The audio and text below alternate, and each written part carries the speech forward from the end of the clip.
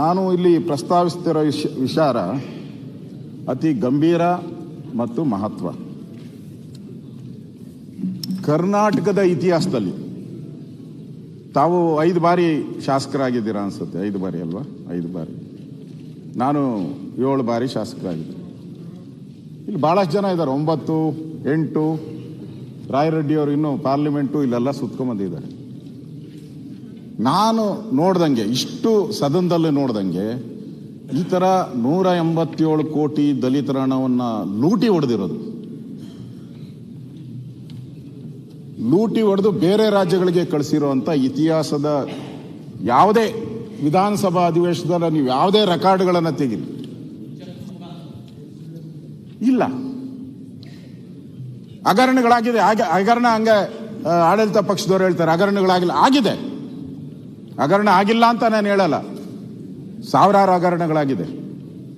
ಯಾವುದೋ ಒಂದು ಕಾಮಗಾರಿಯಲ್ಲಿ 2% ಹೊಡೆದಿದ್ದಾರೆ, 3% ಹೊಡೆದಿದ್ದಾರೆ, 10% ಹೊಡೆದಿದ್ದಾರೆ.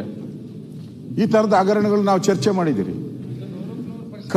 ಕಟ್ ಅಂತೇಳಿ 100ಕ್ಕೆ 100% ಹೊಡೆದಂಥ ಒಂದು ದೊಡ್ಡ ಭ್ರಷ್ಟಾಚಾರದ ಹಗರಣ ನನಗನ್ಸ್ತತೆ ಕರ್ನಾಟಕದ ಇತಿಹಾಸದಲ್ಲಿ ಒಂದು ಬ್ಲ್ಯಾಕ್ ಮಾರ್ಕ್ ಇದೆ, ಕಪ್ಪು ಚುಕ್ಕೆ. ಈ ಥರದ ಘಟನೆ ನಿಜಕ್ಕೂ ಸರ್ಕಾರ ಎಚ್ಚರಿಕೆ ವಹಿಸಬೇಕಾಗಿತ್ತು. ನಾನು ನೋಡಿದ್ದೀನಿ ಮುಖ್ಯಮಂತ್ರಿಗಳ ಸ್ಟೇಟ್ಮೆಂಟು ನೋಡಿದ್ದೀನಿ, ಮಂತ್ರಿಗಳು ಉಪಮುಖ್ಯಮಂತ್ರಿಗಳೆಲ್ಲ ಸ್ಟೇಟ್ಮೆಂಟ್ಗಳು ಭಾಳ ಜೋರಾಗಿ ಮಾಡಿದ್ರು.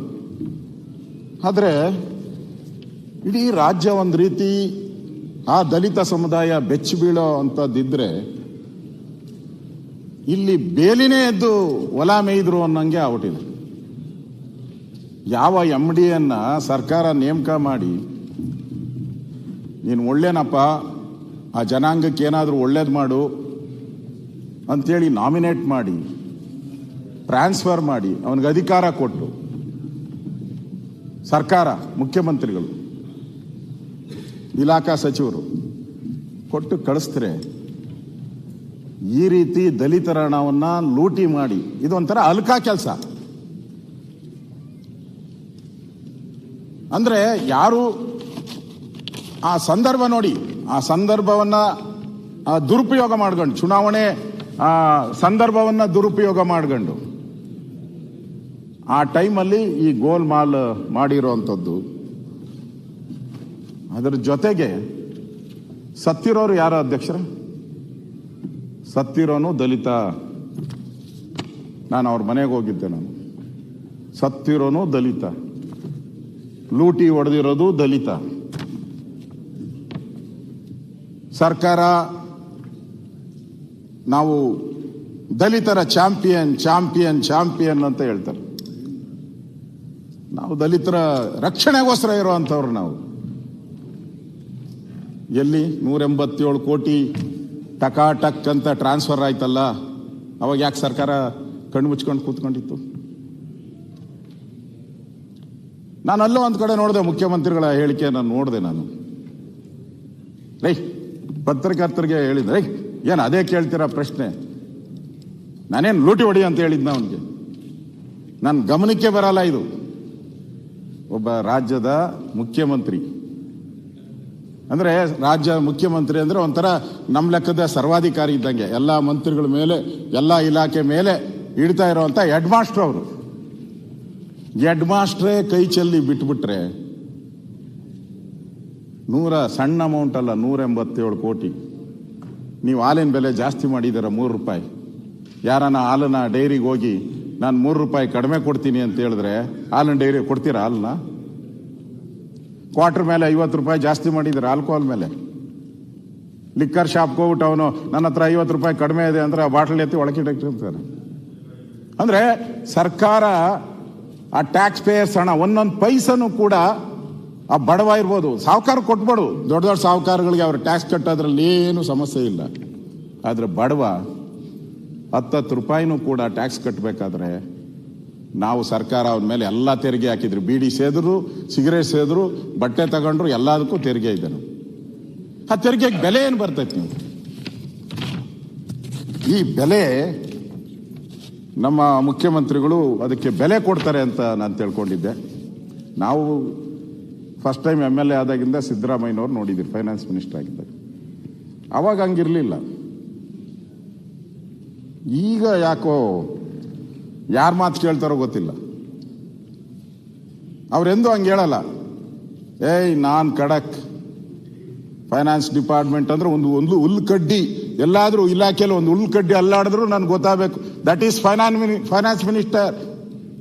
ಆ ರೀತಿ ಆಡಳಿತ ಮಾಡಿದ್ದೀನಿ. ಖಡಕ್ ಅನ್ನೋ ಮಾತುಗಳು ಜನಸಾಮಾನ್ಯರಲ್ಲಿತ್ತು.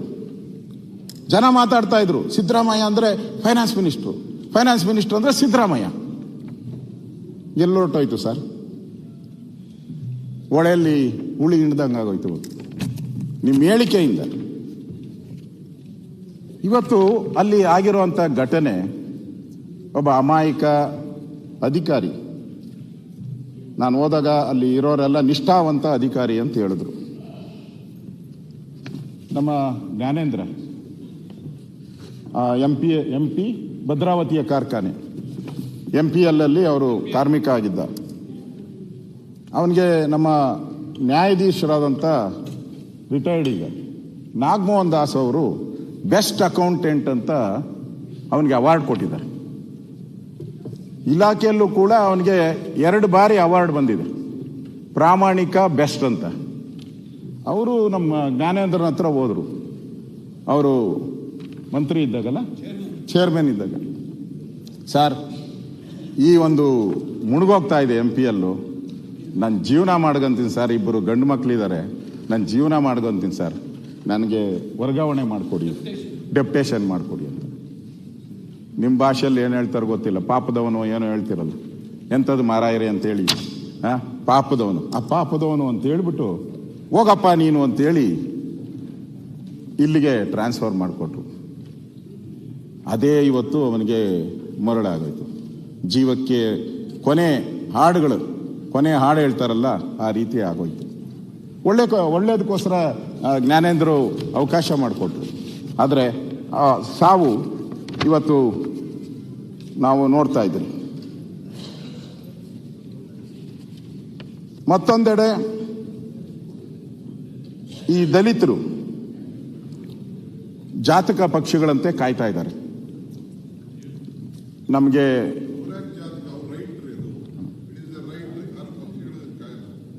ಸಂವಿಧಾನ ಅವ್ರಿಗೆ ಎಲ್ಲ ತರದ ಹಕ್ಕು ಕೊಟ್ಟಿದೆ. ಅವ್ರಿಗೆ ಏನ್ ಕೊಡ್ಬೇಕು ನೀವು ಮಾಡಿದಿರಿ, ನಾವು ಮಾಡಿದ್ದೀವಿ. ಅವ್ರ್ಯಾಕೆ ಜಾತಕ ಪಕ್ಷಿಗಳಕ್ಕೆ ಅವ್ರ ರೈಟ್ ಅದು. ಇಲ್ಲ, DK ಶಿವಕುಮಾರ್ ನನ್ನ ಸಪೋರ್ಟ್ ಆಗಿ ಮಾತಾಡಿರೋದು, ಇಂಥ ಹಣ ಅವ್ನು ತಿಂದಾಕಿದಾರಲ್ಲ ಅದನ್ನ ಸ್ವಲ್ಪ ಜೋರಾಗಿ ಮಾತಾಡು ಅಂತ ಹೇಳಿರೋದು DK ಶಿವಕುಮಾರ್. ರೈಟ್, ಅವ್ರ ರೈಟ್ ಅನ್ನ ಕಿತ್ಕೊಂಡಿದ್ದೀರಲ್ಲ ನೀವು, ಇವತ್ತು ಅವ್ರ ಹಕ್ಕನ್ನ ಕಸ್ಕೊಂಡಿದ್ದೀರಲ್ಲ, ಅದಕ್ಕೆ DK ಶಿವಕುಮಾರ್ ಅವರು ಸಪೋರ್ಟ್ ಮಾಡಿದ್ದಾರೆ ಅಂತ ನನಗನ್ಸುತ್ತೆ. ಇವರೊಬ್ಬರೇ ಅಲ್ಲ ಹೇಳಿರೋದು, ನಮ್ಮ PWD ಮಂತ್ರಿ ಹೇಳಿದ್ದಾರೆ. PWD ಮಂತ್ರಿ ಜಾರಕಿಹೊಳಿ ಅವರು ಬೆಳಗಾವಿಯಲ್ಲಿ ಪ್ರೆಸ್ ಮೀಟಲ್ಲಿ ಕೇಳಿದಾಗ, ಈ ಥರ ದಲಿತರನ್ನ ನುಂಗಾಕಿದಾರಲ್ಲ ನಿಮ್ಮ ಸರ್ಕಾರದಲ್ಲಿ ಮಂತ್ರಿಗಳು ಶಾಸಕರು, ಏನು ಹೇಳ್ತೀರಾ ಅಂದಾಗ ಅವ್ರು ಹೇಳಿದ್ದಾರೆ, ನಾನು ಓದ್ತೀನಿ ಅದನ್ನು, ನೆಕ್ಸ್ಟ್ ಓದ್ತೀನಿ, ನಾನು ಹೇಳ್ತೀನಿ ಅದನ್ನು. ನಿಜಕ್ಕೂ ಇದು ಸರ್ಕಾರಕ್ಕೆ ಕಳಂಕ. ಅವ್ರೇನಾದ್ರೂ ಮಾಡಿದ್ರೆ ಇದು ನಿಜಕ್ಕೂ ಸರ್ಕಾರಕ್ಕೆ ಕಳಂಕ, ಕಪ್ಪು ಚುಕ್ಕೆ ಅನ್ನೋ ಮಾತನ್ನ ಹೇಳಿದ್ದಾರೆ. ಸನ್ಮಾನ್ಯ ಅಧ್ಯಕ್ಷರೇ, ಈ ಹಗರಣದಲ್ಲಿ ಸರ್ಕಾರ ಭಾಗಿಯಾಗಿದೆ.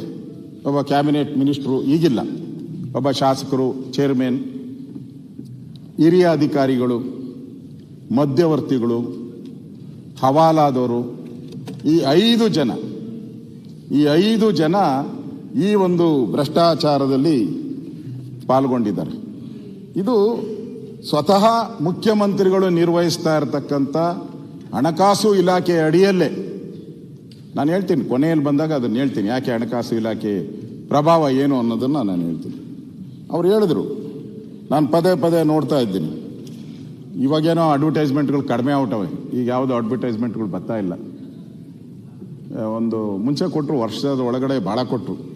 ಪಾರದರ್ಶಕ, ಭ್ರಷ್ಟಾಚಾರ ರಹಿತ, ಜನಪರ, ನುಡಿದಂತೆ ನಡೆದಿದ್ದೇವೆ. ಕರೆಕ್ಟಾಗಿ ನಡೆದಿದ್ದಾರೆ. ನುಡಿದಂತೆ 187 ಕೋಟಿಯನ್ನ ಲೂಟಿ ಹೊಡೆದಿದ್ದಾರೆ. ನಾನು ಸನ್ಮಾನ್ಯ ಅಧ್ಯಕ್ಷರೇ, ರಾಜ್ಯ ಸರ್ಕಾರ ನನಗೆ ಅವಕಾಶ ಕೊಡಬೇಕು.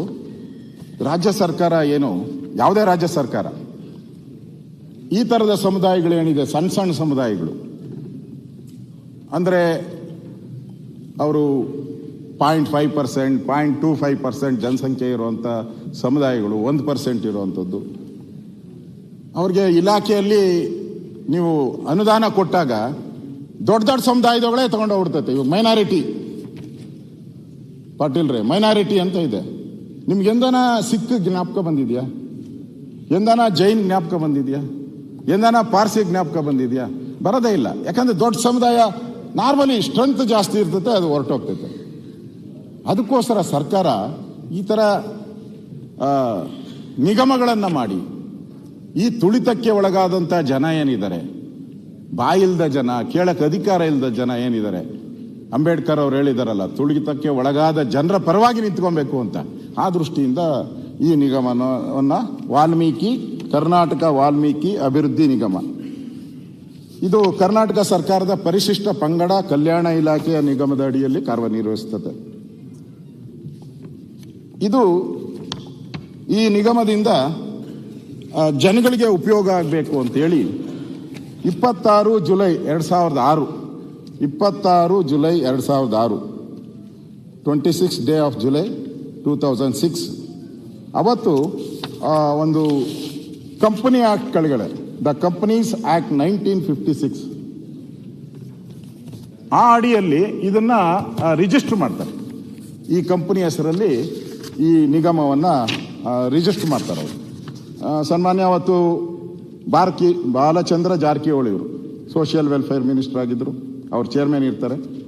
ಉಳಿದಂಥವರು ಸುಮಾರು 6 ಜನ, ಒಟ್ಟು 5 ಜನ ಅದರಲ್ಲಿ ಸದಸ್ಯರಿರ್ತಾರೆ. ಇವರ ಅಡಿಯಲ್ಲಿ ಅದರಲ್ಲಿ ಒಂದು ಕಂಪನಿ ಆ್ಯಕ್ಟಲ್ಲಿ ಒಂದು ರಿಜಿಸ್ಟ್ರೇಷನ್ ಆಗ್ತದೆ.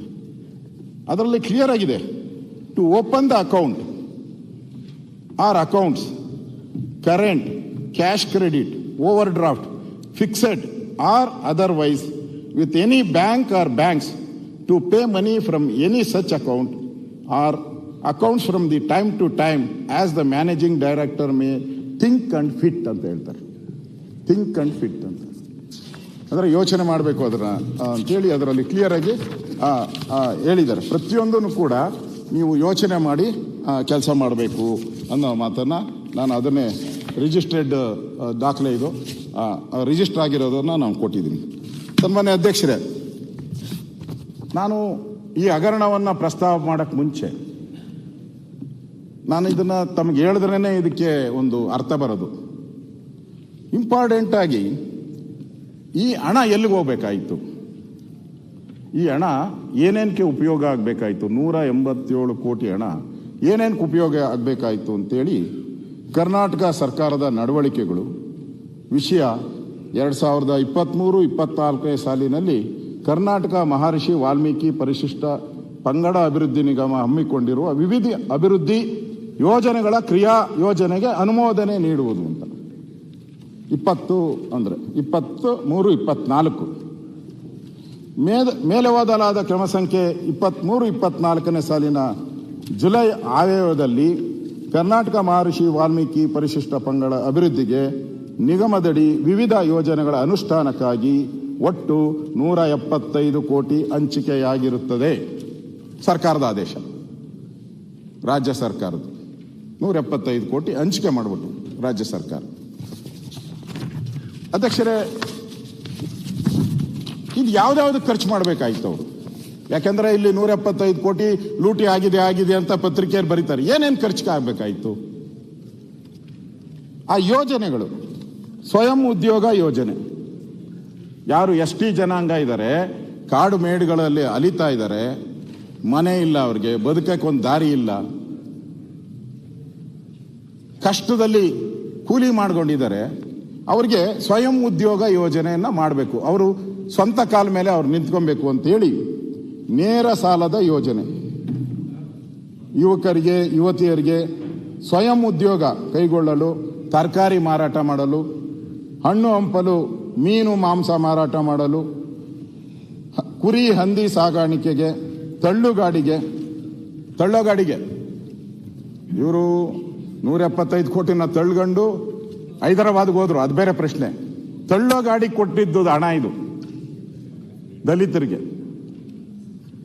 ಅಂದ್ರೆ ಎಂತ ಜನ ಅರ್ಥ ಆಗಿ ತಳ್ಳೋ ಗಾಡಿ ಮಾರೋರ್ನ ನೀವು ನೋಡಿ, ನೀವು ಯಾವ ಥರದ್ದು ನಿಮ್ಮ ಮಂಗಳೂರಲ್ಲೂ ನಿಮ್ಮ ಕಾನ್ಸ್ಟಿಟ್ಯೂನ್ಸಿಯಲ್ಲಿ ಇದ್ದಾರೆ, ಬೀದಿಯಲ್ಲಿ ಬೆಳಗ್ಗೆ ಬಂದು ನಿಂತರೆ, ನಮ್ಮಲ್ಲಾದ್ರೂ ಪರವಾಗಿಲ್ಲ, ಬೆಂಗಳೂರಲ್ಲಿ ಮಳೆ ಕಡಿಮೆ, ನಿಮ್ಮಲ್ಲಿ ಮಳೆ ಜಾಸ್ತಿ.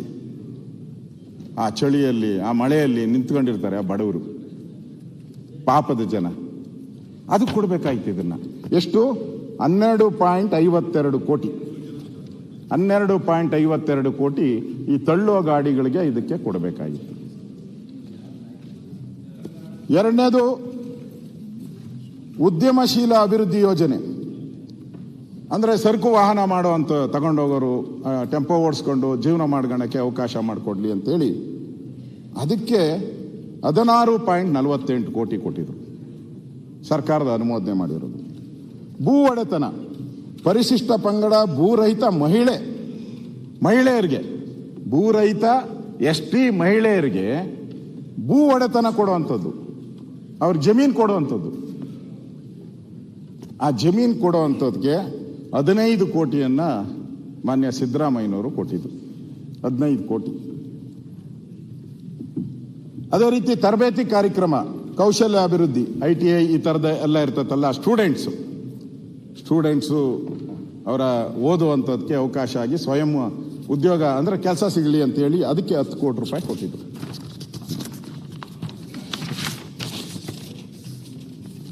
ಆಮೇಲೆ ಪ್ರತಿ ಮಹಿಳಾ ಸ್ವಸಹಾಯ ಸಂಘಗಳು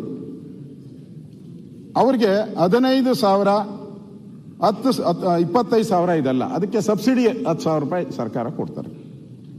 ಅದಕ್ಕೆ 10 ಕೋಟಿ ಮೀಸಲಿಟ್ಟರು. ಭೂ ಒಡೆತನ ಯೋಜನೆ 2ಗೆ 35 ಕೋಟಿ ಕೊಟ್ಟಿದ್ದಾರೆ.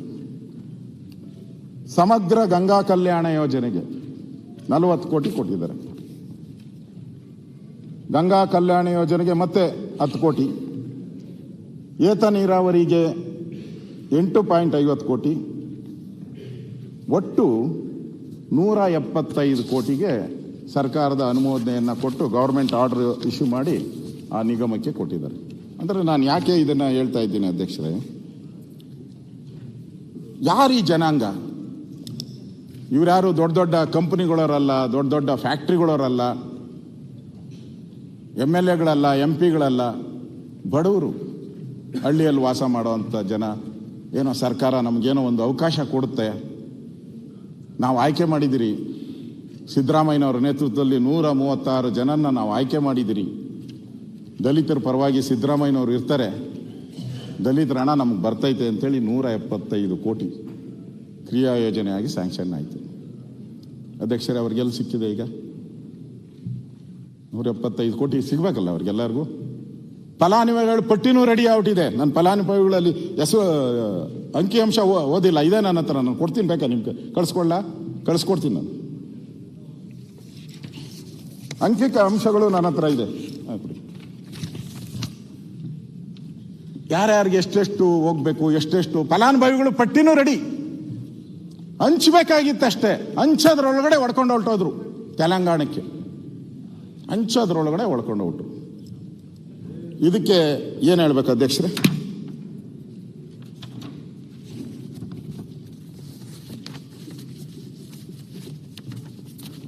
ಈ ಒಂದು ಹಣ ಎಲ್ಲೆಲ್ಲಿ ಹೋಗಿದೆ ಅಂತ ನಾನು ಆಮೇಲೆ ಹೇಳ್ತೀನಿ. ಇದರಲ್ಲಿ ಕೇವಲ ನಾಗೇಂದ್ರ ಒಬ್ಬನೇ ಇದ್ದಾನೆ ಅಂತಲ್ಲ, ಅವನು ಪಾಪ ಕಡಿಮೆ ಸಿಕ್ಕಿರೋದು ಅನಿಸ್ತೈತೆ ನನಗೆ. ಒಂದು 20-25% ಸಿಕ್ಕಿರಬೇಕು, ಉಳಿದಿದ್ದೆಲ್ಲ ಬೇರೆ ಕಡೆ ಹೋಗ್ಬಿಟ್ಟೈತೆ. 20%. ನೆನ್ನೆ ಏನೋ ED ಅವರು ಆ TVಯಲ್ಲೆಲ್ಲ ಬರ್ತಾ ಇತ್ತು, TVಯಲ್ಲಿ ನೆನ್ನೆ ಒಂದು ಚಾನಲಲ್ಲಿ ಬರ್ತಾ ಇತ್ತು, ಅಲ್ಲಿ ವಸೂಲಿ ಆಗಿದ್ದ ಹಣ ಇಲ್ಲಿ ಎಲೆಕ್ಷನ್ಗೆ ಖರ್ಚು ಮಾಡಿದ್ದಾರೆ, ಅದನ್ನು ಕೂಡ ಒಪ್ಕೊಂಡಿದ್ದಾರೆ ಅಂತೇಳಿ ಬರ್ತಾ ಇತ್ತು. ನಾನು ಅದನ್ನು ಅಥೆಂಟಿಕ್ ಅಂತ ಹೇಳಕ್ ಹೋಗಲ್ಲ, ನಾನು ಬಂದಿರೋದನ್ನ ಹೇಳ್ತಿದ್ದೀನಿ, ಯಾವ ಚಾನೆಲ್ ಬಂದಿದೆ ಅಂತಾನು ಹೇಳ್ತೀನಿ ನಾನು. ಸ್ವಲ್ಪ ಅಶೋಕ್ ಸರ್ ಮುಗಿಸ್ಬಿಡ್ತೀನಿ ಬೇಗ, ನೀವು ಎಳ್ಕೊಂಡು ನಾನು ಜಾಸ್ತಿ ಗೊತ್ತಾಗ್ತತೆ. ನೀವು ಕೂತ್ಕೊ ಅಂದ್ರೆ ಕೂತ್ಕೊಂತೀನಿ. ತಪ್ಪಾಯ್ತಿ ಹೋಗ್ಬಾರ್ದು ಸರ್. ನಾನು ಚಾನೆಲ್ ಹೆಸರು ಹೇಳ್ರಿ, ಸ್ವಲ್ಪ ಕೂತ್ಕೊಳಕ್ ಏನಂತೆ ನಿಮ್ಗೆ? ಸ್ವಲ್ಪ ಒಂದು ನಿಮಿಷ ಈಲ್ಡ್ ಆಗ್ತೀರಾ? ಈಲ್ಡ್ ಆಗಿದ್ದೀರಲ್ಲ. ಇದು ಅವರು ಒಪ್ಕೊಂಡಿರೋದಲ್ಲ, ನಾಗೇಂದ್ರ ಒಪ್ಕೊಂಡಿರೋದಲ್ಲ. ಅವರು ಇದರಲ್ಲಿ ಮೆನ್ಷನ್ ಮಾಡಿರೋದು ಇಡಿ ಅವರು, ಯಾವುದರಲ್ಲಿ ರಿಮ್ಯಾಂಡ್ ಅಪ್ಲಿಕೇಶನ್ ಅಲ್ಲಿ ಮೆನ್ಷನ್ ಮಾಡಿರೋದು, ಅದೆಲ್ಲ ಅಡ್ಮಿಟೆಡ್ ಫ್ಯಾಕ್ಟ್ಸ್ ಅಲ್ಲ. You must understand.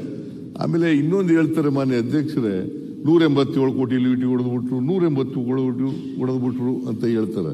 187 ಕೋಟಿ ಅಲ್ಲ, 89 ಕೋಟಿ 62 ಲಕ್ಷ. 187 ಕೋಟಿ MG ರೋಡ್ ಬ್ಯಾಂಕಿಗೆ ಹೋಗಿ ಜಮಾ ಆಗಿದೆ ಅಷ್ಟೇ. ಲೂಟಿ ಹೊಡೆದ್ರೆ ಅಪ್ಡೇಟ್ ಆಯ್ತು. ಕೂತ್ಕೊಳ್ರಿ, ಮುಖ್ಯಮಂತ್ರಿ ಮಾತಾಡ್ತಾರೆ. ನನಗೆ ನೋಡಿದ್ದೀನಿ, ಇಂಥವೆಲ್ಲ ಬಹಳ ನೋಡಿದ್ದೀನಿ. ಕೂತ್ಕೊಳ್ರಿ. ಅಲ್ಲ ರೇ, ವಿರೋಧ ಪಕ್ಷ ಮಾನ್ಯ ಅಧ್ಯಕ್ಷರೇ, ತಪ್ಪು ಮಾಹಿತಿ ರೆಕಾರ್ಡ್ಗೆ ಹೋಗಬಾರ್ದು, ಅದಕ್ಕೋಸ್ಕರ ಹೇಳ್ತಾ ಇದ್ದೀನಿ. ನೀವು ಮಾತಾಡಪ್ಪ, ಆಮೇಲೆ ಮಾತಾಡಿ ಪ್ಲೀಸ್. ಅಧ್ಯಕ್ಷ ಕುತ್ಕೊಳ್ಳಿ, ಆಮೇಲೆ ಹೇಳ್ಬಿಡ್ರಿ, ಹೇಳಕ್ ಬಿಡ್ರಿ, ಕೂತ್ಕೊಳ್ಳಿ. ಒಂದು ಸೆಂಟ್ರಲ್ ಜೈಲಿಗೆ ಕಳ್ಸೋಣ. ಯಾವ ನೋಡಿದ್ರೆ I am not defending any person. I am not defending, any facts. ಕೂತ್ಕೊಳ್ರಿ. ನಾಯಕರು ಮಾತಾಡಿದ್ರ ಮುಖ್ಯಮಂತ್ರಿ ಮಾತಾಡ್ತಾರೆ. ಕೂತ್ಕೊಂಡು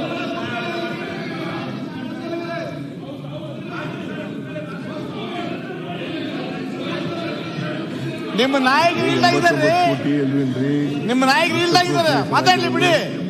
ಚೆಕ್ಕಲ್ಲಿ ದುಡ್ಡು ತಗೊಂಡಿರ ಆಮೇಲೆ ಮಾನ್ಯ ಅಧ್ಯಕ್ಷರೇ, ಆಯ್ತಪ್ಪ, ಚೆಕ್ಕಲ್ಲಿ ದುಡ್ಡು ತಗೊಂಡಿರ ನಾವು ಏನ್ ಮಾತಾಡಬಾರ್ದು ಅಂತ ಇದೆಯಾ ಇವ್ರದ್ದು? I can't understand. You are in parliamentary democracy,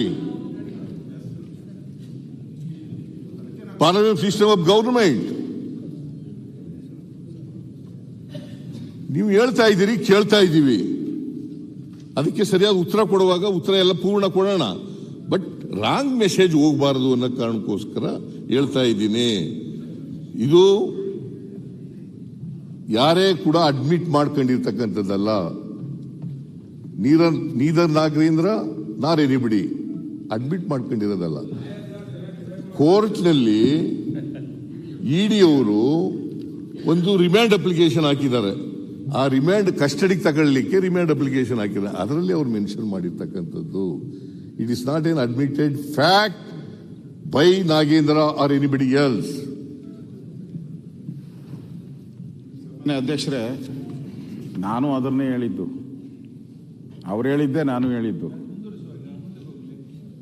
ಮುಂದಕ್ಕೆ ಹೋಗಿ ಅವರೇ ತಡೆದು ಬಿಟ್ರಲ್ಲ. ಅಲ್ಲಲ್ಲಿ ರೋಡ್ ಹಂಪ್ಗಳನ್ನ ಹಾಕ್ತಾ ಇದಾರಲ್ಲ, ಮಧ್ಯ ರೋಡ್ ಹಂಪ್ಗಳು. ನಮ್ಮ ಡಿ ಕೆ ಶಿವಕುಮಾರ್ ಅವ್ರು ಸಪೋರ್ಟ್ ಮಾಡಿದ್ರು. ಡಿ ಕೆ ಶಿವಕುಮಾರ್ ಬಿಡಿ, ಇವ್ರು ನಮ್ಗೆ ಯಾಕೋ ಮುಖ್ಯಮಂತ್ರಿಗಳು ರೋಡ್ ಹಂಪ್ ಹಾಕ್ತಾ ಇದಾರಲ್ಲ. ನಾನು ಅದನ್ನೇ ಹೇಳಿದ್ದು. ಒಂದು ಚಾನಲ್ ಬಂದೆ, ಹೆಸರು ಹೇಳು ಅಂದ್ರೆ ಹೇಳ್ತೀನಿ ಅಂದೆ. ಅದರಲ್ಲೂ ಅಷ್ಟೇ, ಕೋರ್ಟ್ಗೆ ಈ ಥರ ನಾಗೇಂದ್ರ ಅವರು ಹಣವನ್ನು ತೆಗೆದುಕೊಂಡು ಆ ಬಳ್ಳಾರಿ ಎಲೆಕ್ಷನ್ನಲ್ಲಿ ಯೂಸ್ ಮಾಡಿದ್ದಾರೆ ಅನ್ನೋದು ಅಷ್ಟೇ. ಅದು ಬಂದಿರೋದು ನಾನು ಹೇಳಿದೆ, ಕೋರ್ಟ್ಗೆ ಹಾಕಿರೋಂಥದ್ದು, ಕೋರ್ಟಲ್ಲಿ ಸಬ್ಮಿಟ್ ಆಗಿದೆ. ಅದು ಸುಮ್ಮನೆ ಅವರು ಏನೋ ಸುಮ್ಮನೆ ಆಗೇ ಆಗಿಲ್ಲ, ಕೋರ್ಟಲ್ಲಿ ಹಾಕಿರೋದನ್ನ ಹೇಳಿದ್ದಾರೆ. ಮುಖ್ಯಮಂತ್ರಿಗಳು ಅದನ್ನು ಸಮರ್ಥನೆ ಮಾಡಿದ್ದಾರೆ, ನಾನು ಅದನ್ನು ಸಮರ್ಥನೆ ಮಾಡ್ತೀನಿ. Yes correct, yes exactly correct. ಏನೇ ಆದ್ರೂ ದಾಖಲೆ ತಾನೆ, ಅದನ್ನು ದಾಖಲೆನೇ, ದಾಖಲೆಯಲ್ಲಿ ಅದು ಹೋಗಿದೆ. ಅದನ್ನು ನಾನು ಪ್ರಸ್ತಾವ ಮಾಡಿದ್ದೀನಿ. ಅಧ್ಯಕ್ಷ, ಸನ್ಮಾನ್ಯ ಅಧ್ಯಕ್ಷರೇ, ಪ್ರಮುಖವಾಗಿ ಈಗ ಮೇನ್ ಇಂಥದ್ದೊಂದು ಹಗರಣ ಬೆಳಕಿಗೆ ಬಂದಿದ್ದು ಹೇಗೆ ಗೊತ್ತಾ ಅಧ್ಯಕ್ಷರೇ? ಈ ಅಕ್ರಮ ಕೂಟ ಏನಿತ್ತು, ಈ ಅಕ್ರಮ ಕೂಟ ಎಲ್ಲರೂ ತಿಳ್ಕೊಂಡಿದ್ದಾರೆ, ಏನೋ ಸಡನ್ ಆಗಿ ಆಯಿತು ಅಂತ. ಸಡನ್ ಆಗಿ ಆಗಿಲ್ಲ, ಮುಂದೆ ಎಕ್ಸ್ಪ್ಲೈನ್ ಮಾಡಿ ಹೇಳ್ತೀನಿ ಅದನ್ನು.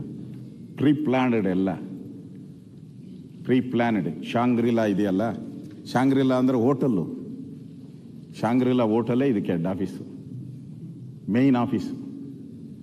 ಅಲ್ಲೇ ಎಲ್ಲ ತೀರ್ಮಾನಗಳು ಅಲ್ಲೇ ಆಗೋದು.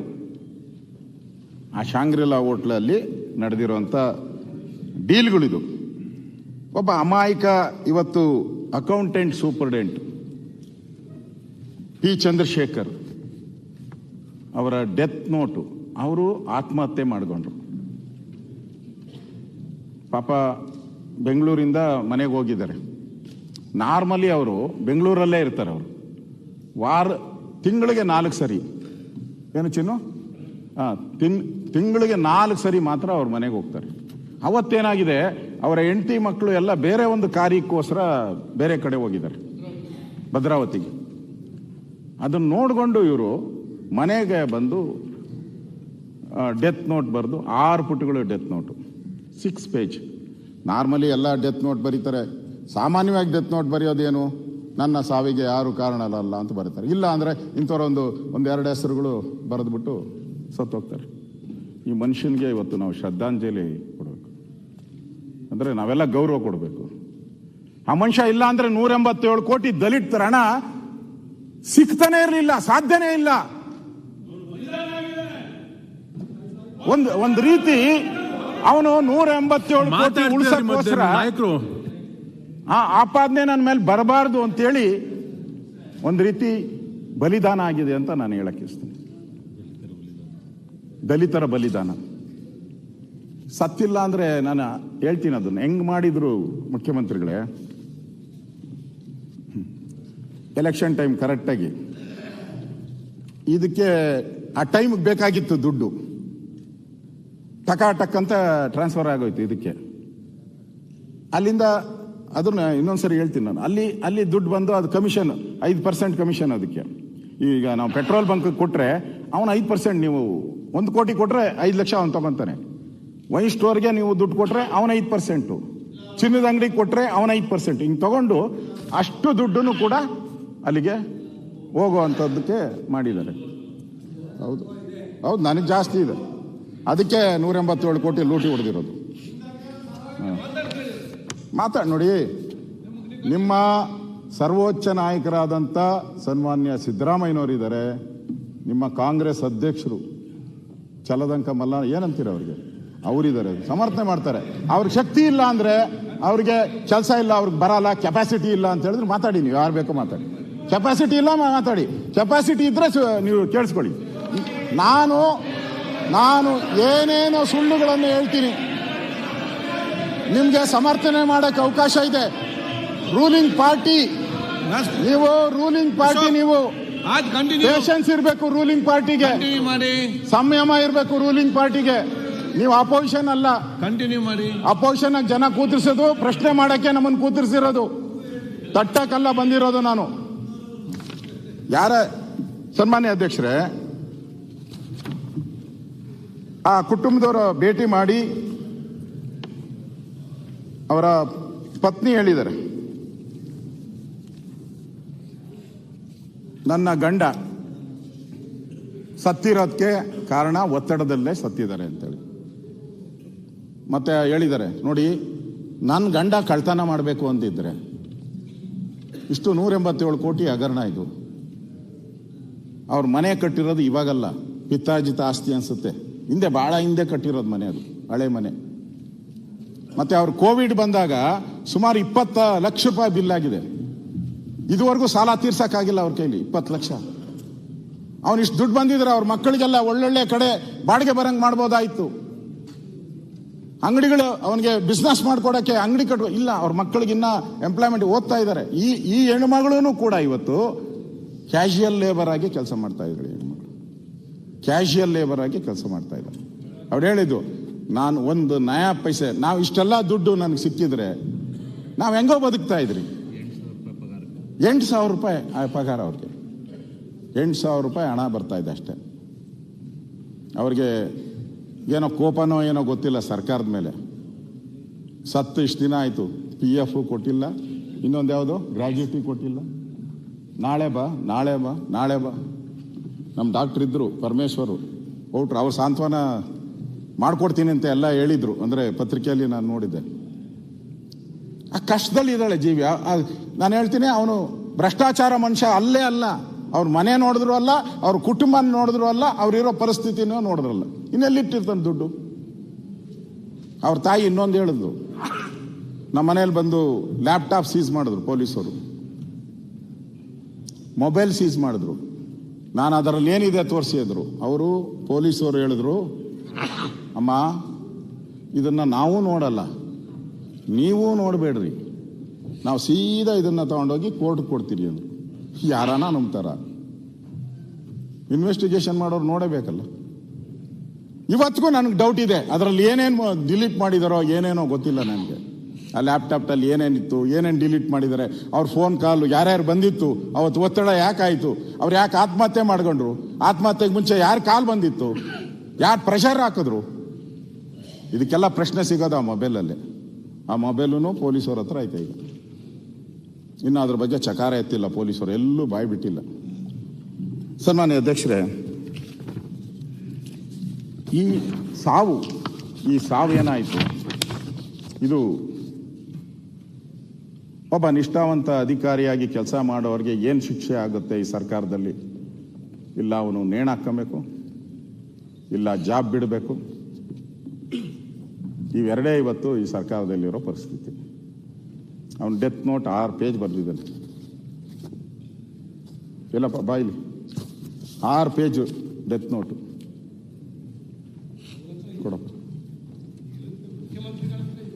ಮುಖ್ಯಮಂತ್ರಿ ಹತ್ರ ಇರ್ತೈತೆ, ಅವ್ರಿಗೆ ಹಂಗೆ ಬ್ರೀಫಿಂಗ್ ಆಗೈತಿ ಇವಾಗ SIT ಕೊಟ್ಟಿದ್ದೀನಿ ನೋಡಿ. ಅದರಲ್ಲಿ ಅಧ್ಯಕ್ಷರೇ ಇಂಪಾರ್ಟೆಂಟ್, ಯಾಕಂದರೆ ಇದು ಮುಂದೆ ಈ ಥರ ಯಾವನಾದರೂ ಮಾಡಿದ್ರೆ ಅವನಿಗೆ ಎಚ್ಚರಿಕೆ ಗಂಟೆ ಆಗ್ಬೇಕು. ಅದಕ್ಕೆ ರೆಕಾರ್ಡ್ಗೆ ಹೋಗ್ಬೇಕಿದೆಲ್ಲ, ದಾಖಲೆಗಳಿಗೆ ಹೋಗ್ಬೇಕು. ಯಾರನ್ನ ತೆಗೆದು ನೋಡಿದ್ರೆ ಈ ಥರ ಹಣನ ನಾನು 187 ಕೋಟಿ ದಲಿತರ ಹಣ ನುಂಗಬಾರ್ದು ಅನ್ನೋ ಎಚ್ಚರಿಕೆನೂ ಹೋಗ್ಬೇಕು. ಓದೋರು ಯಾರ್ಯಾರು ಬರ್ತಾರೋ, MLAಗಳು ಯಾರ್ಯಾರು ಬರ್ತಾರೋ ಅವ್ರಿಗೊಂದು ಎಚ್ಚರಿಕೆನೂ ಹೋಗ್ಬೇಕು. ಅದಕ್ಕೋಸ್ಕರ ನಾನು ಹೇಳ್ತಾ ಇದ್ದೀನಿ ಅಧ್ಯಕ್ಷರೇ. ಇದು ಅದರಲ್ಲಿ ಡೆತ್ ನೋಟು, ನನ್ನ ಮರಣ ಹೇಳಿಕೆ,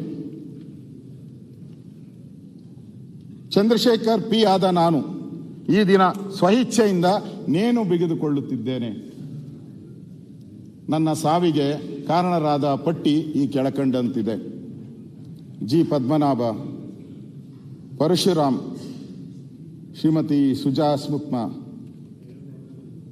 ಈ ಥರ ಬರೆದಿದ್ದಾರೆ 3 ಜನದ ಹೆಸರು. ಇತ್ತೀಚೆಗೆ ಮಾರ್ಚ್ 24 ಮಾಹೆಯಲ್ಲಿ ಕಡ್ಡಾಯವಾಗಿ ನಿಗಮವು ಯೂನಿಯನ್ ಬ್ಯಾಂಕ್ ಆಫ್ ಇಂಡಿಯಾ ವಸಂತ ನಗರ ಶಾಖೆ ಬೆಂಗಳೂರು ಬ್ಯಾಂಕ್ ಉಳಿತಾಯ ಖಾತೆ ಸಂಖ್ಯೆ 52210188009105 ನಿರ್ವಹಿಸುತ್ತಿರುವ ಖಾತೆ ಸಂಖ್ಯೆ 1ರಲ್ಲಿ ಉಪಖಾತೆ ಸ್ವೀಪ್ ಇನ್ ಸ್ವೀಪ್ ಅಕೌಂಟ್ ಅನ್ನು ವಸಂತನಗರ ಶಾಖೆಯಿಂದ MG ರಸ್ತೆಯ ಶಾಖೆಗೆ ವರ್ಗಾಯಿಸಲು ಪತ್ರ ಬರೆಯಲು ಸೂಚಿಸಿ, ಅದನ್ನು ಮಾನ್ಯ ಸಚಿವರು ಮೌಖಿಕವಾಗಿ ಸೂಚಿಸಿರುವ ಹಿನ್ನೆಲೆಯಲ್ಲಿ ವರ್ಗಾಯಿಸಲು ಕೋರಲಾಗಿದೆ.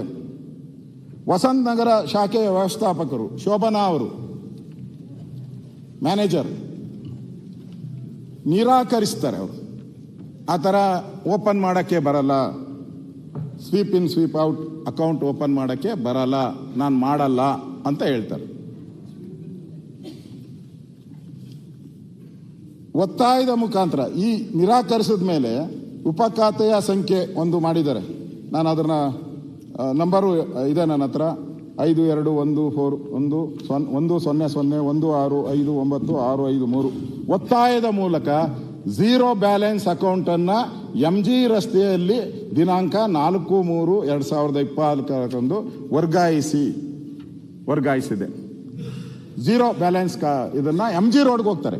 ಯಾವಾಗ ಇಲ್ಲಿ ಮಾಡಲ್ಲ ಅಂತ ಹೇಳ್ತಾರೋ, ವಸಂತ ನಗರದವ್ರು ಮಾಡಲ್ಲ ಅಂತಾರೋ ಮ್ಯಾನೇಜರು, ಅದನ್ನ MG ರೋಡ್ಗೆ ಹೋಗ್ತಾರೆ. ಅಲ್ಲಿಗೆ ಹೋದ್ಮೇಲೆ ದಿನಾಂಕ 4/3/2024 25 ಕೋಟಿ ಟ್ರಾನ್ಸ್ಫರ್, ದಿನಾಂಕ 6/3/24 25 ಕೋಟಿ ಟ್ರಾನ್ಸ್ಫರ್, ದಿನಾಂಕ 21/3/2024 44 ಕೋಟಿ ಟ್ರಾನ್ಸ್ಫರ್ ಹಾಗೂ ರಾಜ್ಯದ ಖಜಾನೆಯಿಂದ K2 ಹುಜೂರ್ ಖಜಾನೆಯಿಂದ ದಿನಾಂಕ 21/5/24 50 ಕೋಟಿ. ಅಂದರೆ ಖಜಾನೆಯಿಂದನೂ ಹೋಗ್ತೈತೆ, ನಿಮಗೂ ಗೊತ್ತಿದೆ ಅದು. MD ಲೆಟರ್ ಬರೆದ್ರೆ ಅದನ್ನು ಕೊಡ್ತಾರೆ. ಖಜಾನೆಯಿಂದನೂ ಟ್ರಾನ್ಸ್ಫರ್ ಆಗ್ಬಿಟ್ಟಿದೆ. ಒಟ್ಟು 187 ಕೋಟಿ ಹೋಗಿದೆ. ನಾನು ಒಂದು ಸ್ವಲ್ಪ ದಿನ ಸರ್ಕಾರದಲ್ಲಿ ಇದ್ದಿದ್ದರಿಂದ ನನಗೆ ಮತ್ತೆ ಎಲ್ಲೆಲ್ಲಿ ಪಾಟೀಲ್ರೆ ಈ ಇದ್ರದಿತ್ತಲ್ಲ, ಆ ಬೇರೆ ಬೇರೆ ಯೋಜನೆಗಳಿಗಿತ್ತಲ್ಲ ಈ ನಿಗಮದಲ್ಲಿ, ಎಲ್ಲೆಲ್ಲ ಒಂದು 5 ಕೋಟಿ 10 ಕೋಟಿ 20 ಎಲ್ಲ ಅದನ್ನೆಲ್ಲ ಕ್ಲಬ್ ಮಾಡಿದ್ದಾರೆ. ಅದನ್ನೆಲ್ಲ ಕ್ಲಬ್ ಮಾಡಿ ಇಲ್ಲಿಗೆ ತರುವಂಥ ಒಂದು ಕೆಲಸವನ್ನು ಕೂಡ ಅವರು ಮಾಡಿದ್ದಾರೆ. ಅವನು ಬರೆದಿರೋದು ಅನುದಾನವನ್ನು ನಿಗಮ ಹೊಂದಿರುವ ವಿವಿಧ ಬ್ಯಾಂಕ್ ಖಾತೆಗಳಿಂದ ಹಾಗೂ ರಾಜ್ಯದ ಉಜೂರ್ ಖಜಾನೆಯಿಂದ ವರ್ಗಾಯಿಸಿದ್ದು ಸಹ ಖಾತೆ, ಚೆಕ್ ಪುಸ್ತಕ ಮತ್ತು ಪಾಸ್ಬುಕ್ ಬ್ಯಾಂಕಿನವರೆಗೂ ಈವರೆಗೆ ನೀಡಿರುವುದಿಲ್ಲ. ಚೆಕ್ ಬುಕ್ ಕೊಟ್ಟಿರಲ್ಲ ಅವರು. ನಾನು ಸಹ ಕೆಲಸದ ಒತ್ತಡದ ನಿಮಿತ್ತ ಬ್ಯಾಂಕ್ ಸಂಪರ್ಕ ಮಾಡಲಿಲ್ಲ. ಯಾರು? ಸೂಸೈಡ್ ಮಾಡ್ಕೊಂಡಿರೋ ವ್ಯಕ್ತಿ. ಸದ್ಯಕ್ಕೆ ಯಾವುದೇ ಪಾವತಿಗಳೆಲ್ಲದ್ದು ಚೆಕ್ ಪುಸ್ತಕ ಅವಶ್ಯಕತೆವಿರುವುದಿಲ್ಲ. ನಾನು ಯಾವುದಕ್ಕೂ ಚೆಕ್ ಕೊಡಬೇಕಾದ ಅವಶ್ಯಕತೆ ಇರಲಿಲ್ಲ, ಅದಕ್ಕೆ ನಾನು ಚೆಕ್ಕನ್ನು ಕೇಳಕ್ಕೆ ಹೋಗಿಲ್ಲ. ಆದರೆ ಪ್ರತಿ ಬಾರಿಯೂ ವ್ಯವಸ್ಥಾಪಕ ನಿರ್ದೇಶಕರಾದ ಸಿ ಪದ್ಮನಾಭ್ ರವರು ತುಂಬ ಒತ್ತಾಯಪೂರ್ವಕವಾಗಿ ಅನುದಾನವನ್ನು ವರ್ಗಾಯಿಸುತ್ತಿದ್ದು ನಮಗೆ ಒಳಸಂಚು ಅರ್ಥವಾಗಲೇ ಇಲ್ಲ. ಅವ್ರ ಡೆತ್ ನೋಟಲ್ಲಿ ಮುಂದುವರೆದು ದಿನಾಂಕ 21/5/2024 50 ಕೋಟಿ ಚೆಕ್ ಅನ್ನು ಯಾರಿಗೂ ತಿಳಿಸದ ಹಾಗೆ ಕಾನ್ಫಿಡೆನ್ಷಿಯಲ್ ಆಗಿ ಬರೆದು ತರಲು ವ್ಯವಸ್ಥಾಪಕ ನಿರ್ದೇಶಕರು ಸೂಚಿಸಿರುವ ವಿಷಯವನ್ನು ಲೆಕ್ಕಾಧಿಕಾರಿಗಳೇ ತಿಳಿಸಿದರು. ಇವರಿಗೆ ಲೆಕ್ಕಾಧಿಕಾರಿ ತಿಳಿಸ್ತಾರೆ 50 ಕೋಟಿ ಚೆಕ್ ತಗೊಂಬ ಅಂತ.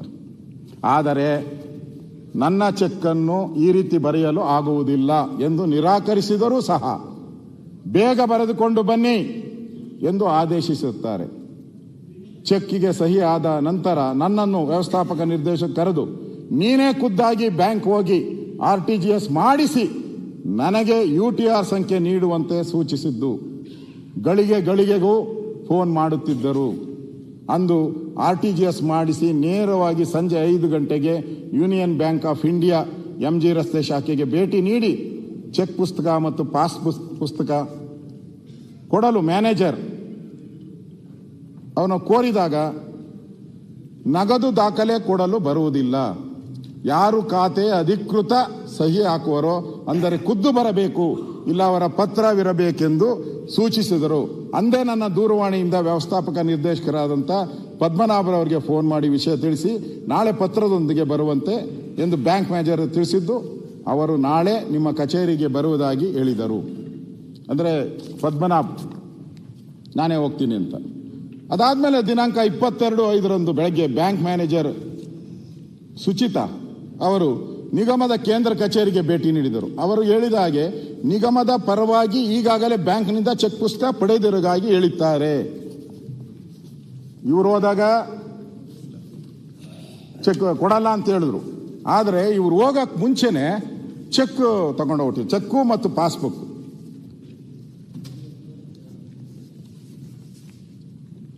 ಈಗಾಗಲೇ ಚೆಕ್ ಪುಸ್ತಕ ಪಡೆದ.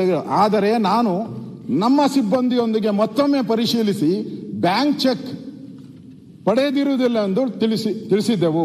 ಆಗ ಸಂಶಯ, ಡೌಟ್ ಶುರುವಾಯಿತು. ಬ್ಯಾಂಕಿಗೆ ಕೂಡಲೇ ನಾನು ಮತ್ತು MD ಪದ್ಮನಾಭರವರು ಹೋದಾಗ ಅಲ್ಲಿ ನಮ್ಮ ಖಾತೆಯಿಂದ ಅನುದಾನ ಡ್ರಾ ಆಗಿರುವುದು, ಅಂದರೆ ಅಷ್ಟೊತ್ತಿಗೆ ಡ್ರಾ ಆಗೋಟಿರ್ತದೆ, ಬೋಗಸ್ ಆಗಿ ತಗೊಂಡೋಗಿರೋದು. ಮ್ಯಾನೇಜಿಂಗ್ ಡೈರೆಕ್ಟರ್ ಹಾಗೂ ಅಕೌಂಟ್ ಆಫೀಸರ್ ಅವರು ಜಂಟಿ ಮ್ಯಾನೇಜಿಂಗ್ ಡೈರೆಕ್ಟರ್ ಅಕೌಂಟ್ ಇಬ್ಬರು ಜಂಟಿ ಸಿಗ್ನೇಚರ್ ದಾಖಲೆಗಳನ್ನು ತೋರಿಸ್ತರು. ಬ್ಯಾಂಕ್ ಮ್ಯಾನೇಜರ್ ತೋರಿಸ್ತರು, ನೋಡಪ್ಪ ನಿಮ್ಮ ಬ್ಯಾಂಕ್ ಅವರು ಮ್ಯಾನೇಜರು ಮತ್ತು ಅಕೌಂಟೆಂಟ್ ಇಬ್ಬರು ಸಹಿ ಮಾಡಿರೋ ಪತ್ರ ಅಂತ ತೋರಿಸ್ತರು. ದಿನಾಂಕ 23/5 ನಾನು ಮತ್ತು ಲೆಕ್ಕಾಧಿಕಾರಿ ಹಾಗೂ JC ಪದ್ಮನಾಭರವರು ಬ್ಯಾಂಕಿಗೆ ತೆರಳಿ ಅಲ್ಲಿಂದ ರೀಜನಲ್ ಹೆಡ್ ಮಹೇಶ್ವರವರನ್ನು ಸಂದರ್ಶಿಸಿ ವಿಷಯ ಎಲ್ಲ ವಿವರಿಸಿ ಅವರಿಗೆ ದೂರು ನೀಡಲಾಗುತ್ತದೆ. ಆದರೆ MD ಅವರು ನಾನು ಶ್ರೀ ನಾಗರಾಜ್ ಇಂಪಾರ್ಟೆಂಟು ಸರ್, ಶ್ರೀ ನಾಗರಾಜ್ ಮಾನ್ಯ ಪರಿಶಿಷ್ಟ ವರ್ಗಗಳ ಕಲ್ಯಾಣ ಸಚಿವರ ಕಚೇರಿ ಸಿಬ್ಬಂದಿಯೊಂದಿಗೆ ಮಾತನಾಡಿ ಎಲ್ಲ ಮೊತ್ತ ರಿಟರ್ನ್ ಬಂದೇ ಬರುತ್ತದೆ, ಅಲ್ಲಿವರೆಗೂ ಎಲ್ಲ ವಿಚಾರಗಳನ್ನು ಗೌಪ್ಯವಾಗಿಡಿ ಅಂತ ಹೇಳ್ತಾರೆ. ಯಾರಿಗೂ ಹೇಳ್ಬೇಡ, ಈ ದುಡ್ಡೆಲ್ಲ ಮತ್ತೆ ವಾಪಸ್ ನಾವು ತರಿಸ್ತೀರಿ. ಕಾಪಾಡಿ ಎಂದು ತಾಕೀತು ಮಾಡಿದರು. ಅಂದು ಸಂಜೆ 5 ಕೋಟಿ ರು ರಿಟರ್ನ್ ಆಗಿದೆ ಎಂದು ನನಗೆ ತಿಳಿಸಿದರು. ಆದರೆ ಅದರ ಬಗ್ಗೆ ಯಾವುದೇ ದಾಖಲೆಗಳು ಇರುವುದಿಲ್ಲ. ರಿಟರ್ನ್ ಆಗಿದೆ ಅಂತ ಹೇಳಿದ್ರೆ ದಾಖಲೆಗಳು ಯಾವುದು ಬಂದಿರಲ್ಲ. 24ನೇ ತಾರೀಕು ಸದರಿ ವಿಷಯವನ್ನು ನಿಗಮದ ಮಾನ್ಯ ಅಧ್ಯಕ್ಷರಿಗೆ ತಿಳಿಪಡಿಸಲಾಗಿ ಅವರು, ನಮ್ಮ ಅಧ್ಯಕ್ಷರು ಹೇಳಿದರು, ನಮ್ಮ ನಿಗಮದ ಅಧ್ಯಕ್ಷರು, ನಾನು ಎಲೆಕ್ಷನ್ ಬಂದ್ಬಿಡ್ತು, ಆ ಕಡೆ ತಲೆ ಇಕ್ಕಿ ನೋಡೂ ಇಲ್ಲ, ತಲೆ ಇಕ್ಕಿ ಮಲಗೇ ಇಲ್ಲ, ಗೊತ್ತೇ ಇಲ್ಲ, ನಾನು ಹೋಗೇ ಇಲ್ಲ ಅಂದರು. ಇಲ್ಲಿ ಹೇಳಿದ್ದಾರೆ, ನಿಗಮದ ಮಾನ್ಯ ಅಧ್ಯಕ್ಷರಿಗೆ ತಿಳಿಪಡಿಸಲಾಗಿ ಅವರು ಇನ್ನೂ 2 ದಿನ ಏನೇನು ಬೆಳವಣಿಗೆ ಆಗುವುದು ಆಗಲಿ ಪರಿಶೀಲಿಸಿ ನಂತರ ದೂರು ದಾಖಲು ಮಾಡೋಣ ಅಂತ ಅವ್ರಿಗೆ ಹೇಳಿ ಕಳಿಸ್ತಾರೆ. ಮೇಲಿನ ಎಲ್ಲ ವಿವರಣೆಯಂತೆ ನಿಗಮದ ಪರಿಶಿಷ್ಟ ಪಂಗಡದ ಅನುದಾನ ರು 80 ರಿಂದ 85 ಕೋಟಿ ಅನ್ಯಾಯವಾಗಿ ನಿಯಮ ಬಾಹಿರವಾಗಿ ಲೂಟಿ ಮಾಡಿರುವುದು ಕಂಡು ಬರುತ್ತದೆ. ಯಾರು? ಸತ್ತಂತ ಚಂದ್ರಶೇಖರ್ ಅವರೇ ಪದ ಉಪಯೋಗಿಸಿ ಮಾಡಿರೋದು. ಇದರಲ್ಲಿ ನನ್ನ ಪಾತ್ರ ಇರುವುದಿಲ್ಲ. ನನ್ನ ತಪ್ಪೇನೆಂದರೆ ಕೆಲಸದ ಒತ್ತಡದಲ್ಲಿ ಸದರಿ ಖಾತೆಯ ಚೆಕ್ ಪುಸ್ತಕವನ್ನು ಪಡೆಯದಿರುವುದು ಮತ್ತು ಕ್ಯಾಶ್ ಪುಸ್ತಕವನ್ನು ಮುಕ್ತಾಯಗೊಳಿಸದಿರುವುದು ನನ್ನ ತಪ್ಪು. ನಾನು ಚೆಕ್ ತಗೊಂಡಿಲ್ಲ ಮತ್ತು ಅಕೌಂಟ್ ಕ್ಲೋಸ್ ಮಾಡಿಲ್ಲ. ಇದು ನನ್ನಿಂದ ಆದಂಥ ತಪ್ಪು. ಮತ್ತೊಮ್ಮೆ ನನ್ನ ಈ ಪರಿಸ್ಥಿತಿಗೆ ಮೂಲ ಕಾರಣರಾದಂಥ ಆ 3 ಜನ, ಪದ್ಮನಾಭ, ಪರಶುರಾಮು, ಶುಚಿ, ಸೂಕ್ಷ್ಮ, ನಾನು ಈವರೆಗೆ ನಿಗಮಕ್ಕೆ ಯಾವುದೇ ಮೋಸ ವಂಚನೆ ಮಾಡಿರುವುದಿಲ್ಲ. ಈ ಹಗರಣಕ್ಕೆ ನಾನು ಕಾರಣನಲ್ಲ. ನನ್ನ ಪಾತ್ರವಿರುವುದಿಲ್ಲ. ನನ್ನನ್ನು ಎಲ್ಲರೂ ಕ್ಷಮಿಸಲು ಈ ಮೂಲಕ ಕೋರುತ್ತೇನೆ. ನನ್ನನ್ನು ಎಲ್ಲರೂ ಕ್ಷಮಿಸಲು ಈ ಮೂಲಕ ಕೋರುತ್ತೇನೆ. ನನ್ನ ಜೀವನವನ್ನು ಮುಗಿಸುತ್ತಿದ್ದೇನೆ. ಸುಸೈಡ್. ನನ್ನನ್ನು ಸಹಿಸಿಕೊಂಡು ಹಾಗೂ ನನಗೆ ಈವರೆಗೆ ಸಹಕರಿಸಿದ ಎಲ್ಲ ಸಹೃದಯಗಳಿಗೆ ನನ್ನ ವಂದನೆಗಳು. ಇಂತಿ ಚಂದ್ರಶೇಖರ್, 26/5, ಸಮಯ 12:30 PM. ಮತ್ತೊಮ್ಮೆ ಬರೀತಾನೆ, ಒಂದು ಸೈನ್ ಆಗೋಯ್ತು. ಅವರು ಇಷ್ಟಕ್ಕೂ ಒಂದು ಸೈನ್ ಮಾಡಿದ್ದಾರೆ ಮುಖ್ಯಮಂತ್ರಿಗಳು. ತಿರುಗಿ ಇನ್ನೊಂದು ಬರೀತಾನೆ ಅದ್ರ ಕೆಳಗಡೆ, ನಾನು ಹೇಡಿಯಲ್ಲ, ಆದರೆ ಅವಮಾನ ಸಹಿಸಲಾರೆ. ಇನ್ನೊಂದ್ಸರಿ ಬರ್ತಾನೆ, ಆದರೆ ಅವಮಾನ ಸಹಿಸಲಾರೆ. ಎರಡು ಸರಿ ಬರ್ದವನು. ಅವಮಾನವನ್ನು ಸಹಿಸಲಾರೆ ಅಂತ ಬರೆದಿದ್ದಾನೆ. ಮತ್ತೆ ಸಹಿ ಆಗ್ತಾನೆ, ಮತ್ತೆ ಡೇಟ್ ಆಗ್ತಾನೆ, ಮತ್ತೆ ಇನ್ನೊಂದು ಕಾಮೆಂಟ್ ಬರೀತಾನೆ, ನನಗೆ ಬೇರೆ ದಾರಿ ತೋಚಲಿಲ್ಲ, ನನಗೆ ಬೇರೆ ಯಾವುದು ದಾರಿ ತೋಚುವುದಿಲ್ಲ, ಎಲ್ಲರೂ ನನ್ನನ್ನು ಕ್ಷಮಿಸಿ. ಪಿ. ಚಂದ್ರಶೇಖರ್. ಇದು ಅವರ ಡೆತ್ ನೋಟ್. ಅಧ್ಯಕ್ಷರೇ, ನಾನು ಕೇಳೋದು ಇದಕ್ಕಿಂತ ಇನ್ನೇನು. ಡೆತ್ ನೋಟ್ ಅಂದರೆ ನಿಮಗೂ ಗೊತ್ತಿದೆ. ನೀವೇನು ಪೊಲೀಸ್ ಇಲಾಖೆಯಲ್ಲಿ ಕೆಲಸ ಮಾಡಿಲ್ಲ, ಆದರೂ ಆರೋಗ್ಯ ಇಲಾಖೆಯಲ್ಲಿ ಕೆಲಸ ಮಾಡಿದ್ದೀರ. ಸತ್ತ ಮೇಲೆ ಅಲ್ಲಿಗೆ ಬರೋದು, ಪೋಸ್ಟ್ ಮಾರ್ಟಮ್ಮು ಎಲ್ಲ ನಿಮ್ಮ ಹತ್ರಕ್ಕೆ ಬರ್ತಾಯಿತ್ತು. ನೀವೇ ಹೇಳಿ, ಡೆತ್ ನೋಟ್ ಸಾಯವಾಗ ಯಾರಾದ್ರೂ ಸುಳ್ಳು ಪಳ್ಳು ಬರೀತಾರ? ವಂಚನೆ ಬರೀತಾ. ಆ ಮನುಷ್ಯ ಹೋಗ್ತಾ ಇರ್ತಾನೆ, ಅವನಿಗೆ ಈ ಭೂಮಿಯ ಋಣ ತೀರೋಗ್ಬಿಟ್ಟಿರ್ತೈತೆ. ಆ ಋಣ ತೀರ್ದಂಥವನು ಇದರಲ್ಲಿ 6 ಪೇಜ್ ಬರೆದಿದ್ದಾನೆ. Pin to pin check number ಬರೆದಿದ್ದಾನೆ, ಹೆಸರು ಬರೆದಿದ್ದಾನೆ, ಯಾಕೆ ಟ್ರಾನ್ಸ್ಫರ್ ಆಯಿತು, everything detail pin to pin ಬರೆದಿದ್ದಾನೆ. ಅವನ ಮನಸ್ಸಿಗೆ ಎಷ್ಟು ಆಘಾತ ಆಗಿರಬೇಕು, ಎಷ್ಟು ನೋವು ಕೊಟ್ಟಿರಬೇಕು. ಈ ಸಾವಿಗೆ ನ್ಯಾಯ ಕೇಳ್ತಾ ಇದ್ದಾರೆ ಅವ್ರ ಕುಟುಂಬ. ನಮ್ಮ ಪ್ರಶ್ನೆ ಇರೋದು, ಈ ಮನುಷ್ಯ ಆತ್ಮಹತ್ಯೆ ಮಾಡಿಕೊಂಡು ಸತ್ತಿದ್ದಾನೆ. ಸರ್ಕಾರ ದುಡ್ಡು ಮುಖ್ಯಮಂತ್ರಿಗಳಿಗೂ ಗೊತ್ತಾಗ್ತಾ ಇರಲ್ಲ, ನನಗೂ ಗೊತ್ತಾಗ್ತಾ ಇರಲ್ಲ, ಪತ್ರಿಕೆಯವರುಗಳಂತೂ ಗೊತ್ತೇ ಆಗ್ತಾ ಇರಲ್ಲ. ಆ ಟೈಮಲ್ಲಿ ಅದು ಹೇಳ್ತೀನಿ ನಾನು ಈಗ ಹೆಂಗೆ ಇದನ್ನ ಡೀಲ್ ಮಾಡಿದ್ರು ಅಂತೇಳಿ.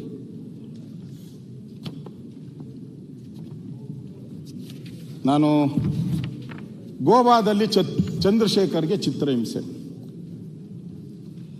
ಗೋವಾದಲ್ಲಿ ಚಂದ್ರಶೇಖರ್ ಅವರಿಗೆ ಚಿತ್ರಹಿಂಸೆ, ಸತ್ತೋದವ್ರಿಗೆ.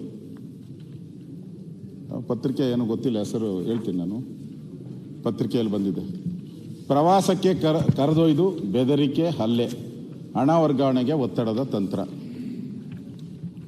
ಕರ್ನಾಟಕ ವಾಲ್ಮೀಕಿ ಪರಿಶಿಷ್ಟ ನಿಗಮದಲ್ಲಿ ಕೆಲವು ದಿನ ಗೋವಾಗೆ ಕರೆದುಕೊಂಡು ಹೋಗಿ ಚಿತ್ರಹಿಂಸೆ ನೀಡಲಾಗಿದೆ.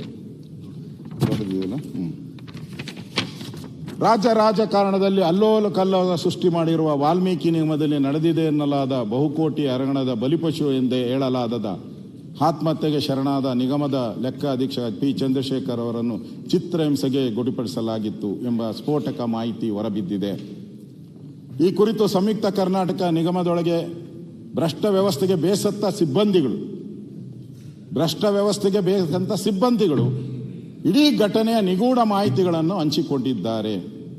ವಾಲ್ಮೀಕಿ ನಿಗಮದ ಅಧಿಕಾರಿಗಳು ಹಾಗೂ ಸಿಬ್ಬಂದಿಯ ನಡುವೆ ಚಂದ್ರಶೇಖರ್ ಅವರು ಎದರಿಸಿ ಹಲ್ಲೆ ಮಾಡಿರುವ ವಿಚಾರ ಬಗೆಗೆ 3 ತಿಂಗಳ ಹಿಂದೆಯೇ ಭಾರಿ ಚರ್ಚೆ ನಡೆದಿತ್ತು.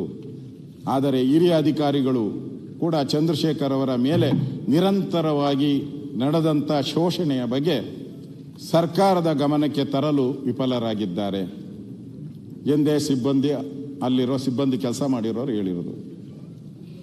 ಮಾರ್ಚ್ ತಿಂಗಳು 187 ಕೋಟಿ ಹಣವನ್ನು ವಾಲ್ಮೀಕಿ ನಿಗಮದ ಹಣವನ್ನು ಬೆಂಗಳೂರಿನ MG ರಸ್ತೆಗೆ ಲೆಕ್ಕ ಅಂದರೆ ಆಪ್ತ ಸಹಾಯಕ ಗೋವಾ ಪ್ರವಾಸಕ್ಕೆ ಕರೆದುಕೊಂಡು ಹೋಗಿದ್ರು. ಪ್ರಭಾವಿ ರಾಜಕಾರಣಿಯ 3 ಆಪ್ತ ಸಹಾಯಕರು ಮುಖ್ಯಮಂತ್ರಿಗಳಿಗೆ SIT ಅವರೆಲ್ಲ ಬ್ರೀಫ್ ಮಾಡಿದ್ದಾರೆ ಯಾರ್ಯಾರು ಏನೇನು ಅಂತ. ನಾನು ಅಲ್ಲಿ ಸ್ವಲ್ಪ ದಿನ ಇದ್ದೆ, 2 ವರ್ಷ ಹೋಮ್ ಮಿನಿಸ್ಟರ್ ಆಗಿದ್ದೆ. ಎಲ್ಲ ಬ್ರೀಫ್ ಮಾಡಿದ್ದಾರೆ. ನನಗನ್ಸ್ತದೆ 100% ಮಾಡಿದ್ದಾರೆ. ಆಪ್ತ ಸಹಾಯಕರು ಹಾಗೂ ಚಂದ್ರಶೇಖರ್ ಸೇರಿದಂತೆ ನಿಗಮದ 2 ಅಧಿಕಾರಿಗಳು ಬೆಂಗಳೂರಿನಿಂದ ಉತ್ತರ ಕನ್ನಡ ಕಾರವಾರಕ್ಕೆ ಕರೆದುಕೊಂಡು ಹೋಗಿದ್ದರು. ಕಾರವಾರದ ಕಡಲ ತೀರದಲ್ಲಿ 1 ದಿನ ತಂಗಿದ್ದರು. ಆ ವೇಳೆ ನಿಗಮದ ಹಣ ಹೊಂದಿದ ಪ್ರಭಾವಿ ರಾಜಕಾರಣಿ ಆಪ್ತ ಸಹಾಯಕರು ಅಲ್ಲಿ 3 ದಿನ ತಂಗಿದ್ದರು. ಈ ಅವಧಿಯಲ್ಲಿ ಕೂಡ ಸರ್ಕಾರದ ಹಣ ವರ್ಗಾವಣೆಯ ಬಗ್ಗೆ ಲೆಕ್ಕ ಅಧೀಕ್ಷ ಮೇಲೆ ಭಾರೀ ಒತ್ತಡ ಹೇರುವ ತಂತ್ರ ನಡೆಯಿತು ಎನ್ನಲಾಗಿದೆ. ಕೊನೆಗೆ ಚಂದ್ರಶೇಖರ್ ಒಪ್ಪದೇ ಇದ್ದಾಗ ಅವರೊಬ್ಬರನ್ನೇ 1.5 ದಿನಗಳ ಕಾಲ ಗೋವಾ ಹೋಟೆಲೊಂದರಲ್ಲಿ ಕೂಡಿ ಹಾಕಲಾಗಿತ್ತು ಮತ್ತು ಅದರ ಬಗ್ಗೆ ಸಂಶಯ ವ್ಯಕ್ತ ಆಗುವಂತೆ ಕೆಲವು ವಿಡಿಯೋಗಳನ್ನು, ಅಂದರೆ ಅವನಿಗೆ ಏನೋ ಮೋಜು ಏನೋ ಗೊತ್ತಿಲ್ಲ ನನಗೇನು ಅಂತ, ಆ ವಿಡಿಯೋನ ಮಾಡಿಸಿ ತೋರಿಸಿದ್ದಾರೆ ಅವನಿಗೆ. ಕೊನೆಗೆ ಹಾಗೂ ಈಗ ಗೋವಾ ಪ್ರವಾಸ ಮುಗಿಸಿಕೊಂಡು ವಾಪಸ್ ಸಲುವಾಗಿ ಕೆಲ ಮಟ್ಟಿಗೆ ಸಹಕಾರ ನೀಡುವ ಭರವಸೆಯೊಂದಿಗೆ ಚಂದ್ರಶೇಖರ್ ನೀಡ್ತಾರೆ. ಆಮೇಲೆ ಅಲ್ಲಿಂದ ಬಿಟ್ಟು ಕಳಿಸ್ತಾರೆ. 1 ವಾರಗಳ ಕಾಲ 1.5 ಕೋಟಿ ರೂಗಳನ್ನು ಲೋಕಸಭಾ ಚುನಾವಣೆ ಮುಗಿಯುವ ತನಕ ಒಳಗಾಗಿ ವಾಪಸ್ ನಿಗಮದ ಖಾತೆಗೆ ಮರುಪಾವತಿಸುವ ಷರತ್ತಿನ ಮೇಲೆಗೆ ಹಣ ವರ್ಗಾವಣೆಗೆ ಒಪ್ಪಿದರು ಎಂದು ಮೂಲಗಳು ಹೇಳುತ್ತವೆ. ಅವರ ಭರವಸೆ ಮೇರೆಗೆ ಗೋವಾದಿಂದ ಅವರ ವಾಪಸ್ ಬೆಂಗಳೂರಿಗೆ ಕರೆತರಲಾಯಿತು. ಈ ಘಟನೆಯಿಂದ ಸಾಕಷ್ಟು ಜರ್ಜಿತಗೊಂಡಿದ್ದ ಚಂದ್ರಶೇಖರ್ ಅವರು ಅನ್ಯಮನಸ್ಕರಾಗಿದ್ದರು. ಅಲ್ಲದೆ ಕಚೇರಿಯಲ್ಲೂ ಯಾರೊಂದಿಗೂ ಹೆಚ್ಚು ಮಾತಾಡುತ್ತಿರಲಿಲ್ಲ. ಆದರೆ ಸಮಯ ಕಳೆದಂತೆ ನಿಗಮದಲ್ಲಿ ಸರಿಸುಮಾರು 94.73 ಕೋಟಿ ರೂಗಳು ಅನ್ಯರ ನಕಲಿ ಖಾತೆಗಳಿಗೆ ವರ್ಗಾವಣೆಯಾದ ಬಳಿಕ ಚಂದ್ರಶೇಖರ್ ಅವರಿಗೆ ಭಯ ಭೀತಿ ಒಳಗಾದರು. ಪ್ರಭಾವಿ ರಾಜಕಾರಣಿ ಈ ವ್ಯವಹಾರಕ್ಕೆ ಸಂಬಂಧಿಸಿದಂತೆ 2 ಬಾರಿ ನೇರವಾಗಿ ಚಂದ್ರಶೇಖರ್ ಅವರನ್ನು ಅದೇ ಹೊತ್ತಿಗೆ ನಿಗಮದ ಸಿಬ್ಬಂದಿಯ ಒಂದು ಗುಂಪು ಸೋರಿಕೆಯಾದ ಹಿನ್ನೆಲೆಯಲ್ಲಿ, ಅಂದರೆ ಇಷ್ಟೆಲ್ಲ ಸೋರಿಕೆಯಾದ ಆಗ ಚಂದ್ರಶೇಖರ್ ಮುಂದೆ ತಮಗೆ ಎದುರಾಗಬಹುದಾದ ಅಪಾಯವನ್ನು ಅವಮಾನವನ್ನು ಊಹಿಸಿಕೊಂಡು ಆತ್ಮಹತ್ಯೆಗೆ ಶರಣಾಗಿದ್ದಾರೆ ಎನ್ನಲಾಗುತ್ತಿದೆ ನಿಗಮದ ಮೂಲ ಸಿಬ್ಬಂದಿಗಳು. ಇದು ಅವರಿಗೆ ಒತ್ತಡ ಏನು ಇಲ್ಲ ಅಂತ ಹೇಳ್ತಾರಲ್ಲ, ಇದಕ್ಕೆ ಒತ್ತಡ ಹಾಕಿರುವಂಥದ್ದಕ್ಕೆ ನನ್ನ ದಾಖಲೆಗಳನ್ನು ಬಂದಿರೋವಂಥದ್ದನ್ನು ಹೇಳ್ತೀನಿ. ಒತ್ತಡ ಹಾಕಿರೋವಂಥದ್ದಕ್ಕೆ ಸನ್ಮಾನ್ಯ ಅಧ್ಯಕ್ಷರೇ, ಇದರಲ್ಲಿ ಪರ್ಫೆಕ್ಟಾಗಿ ಅವ್ರು ಹೇಳಿದ್ದಾರೆ. ಚಂದ್ರಶೇಖರ್ ಡೆತ್ ನೋಟಲ್ಲಿ ಅವರು ಬರೆದಿರುವ ಪ್ರಕಾರ ಸಚಿವರು ಮತ್ತು ನಿಗಮದ ಅಧ್ಯಕ್ಷರು ಕೂಡ ಈ ಅಕ್ರಮ ಕೂಟದಲ್ಲಿ ಭಾಗಿಯಾಗಿದ್ದಾರೆ ಅಂತ. ಅಂದರೆ ಅರ್ಥ ಏನು? ಸಚಿವರು ಅಂದರೆ ಯಾರು? ಇರೋರು 30, ಜಮೀರ್ 33, 32, 34, ಒಂದು ಹೋಯ್ತಲ್ಲ ವಿಕೆಟು. ಯಾರನ್ನ ಒಬ್ರು ಇರಬೇಕು. ಯಾರನ್ನ ಬರ್ಕಂತೀರಾ? ನೀವು ಹೇಳಿ. ನೀವು ಯಾರನ್ನ ಹೆಸರು ಬರೋಂಗಿದ್ರೆ ಹೇಳಿ. ಇರೋನು ಆ ನಿಗಮಕ್ಕೆ ಒಬ್ಬರೇ, ಅದಕ್ಕೆ ಇಲಾಖೆಗೆ ಸಚಿವರು ಮತ್ತು ಅಧ್ಯಕ್ಷರು ಈ ಕೂಟದಲ್ಲಿ ಭಾಗಿಯಾಗಿದ್ದಾರೆ. ಇದು ಅವರ ಡೆತ್ ನೋಟಲ್ಲಿ ಬರ್ದಿರೋಂಥ. ನಾವು ಯಾರ ಮೇಲೆ ಸಸ್ಪೆಕ್ಟ್ ಮಾಡಬೇಕು? ನ್ಯಾಚುರಲ್ ಆಗಿ ಅವ್ರ ಮೇಲೇನೆ.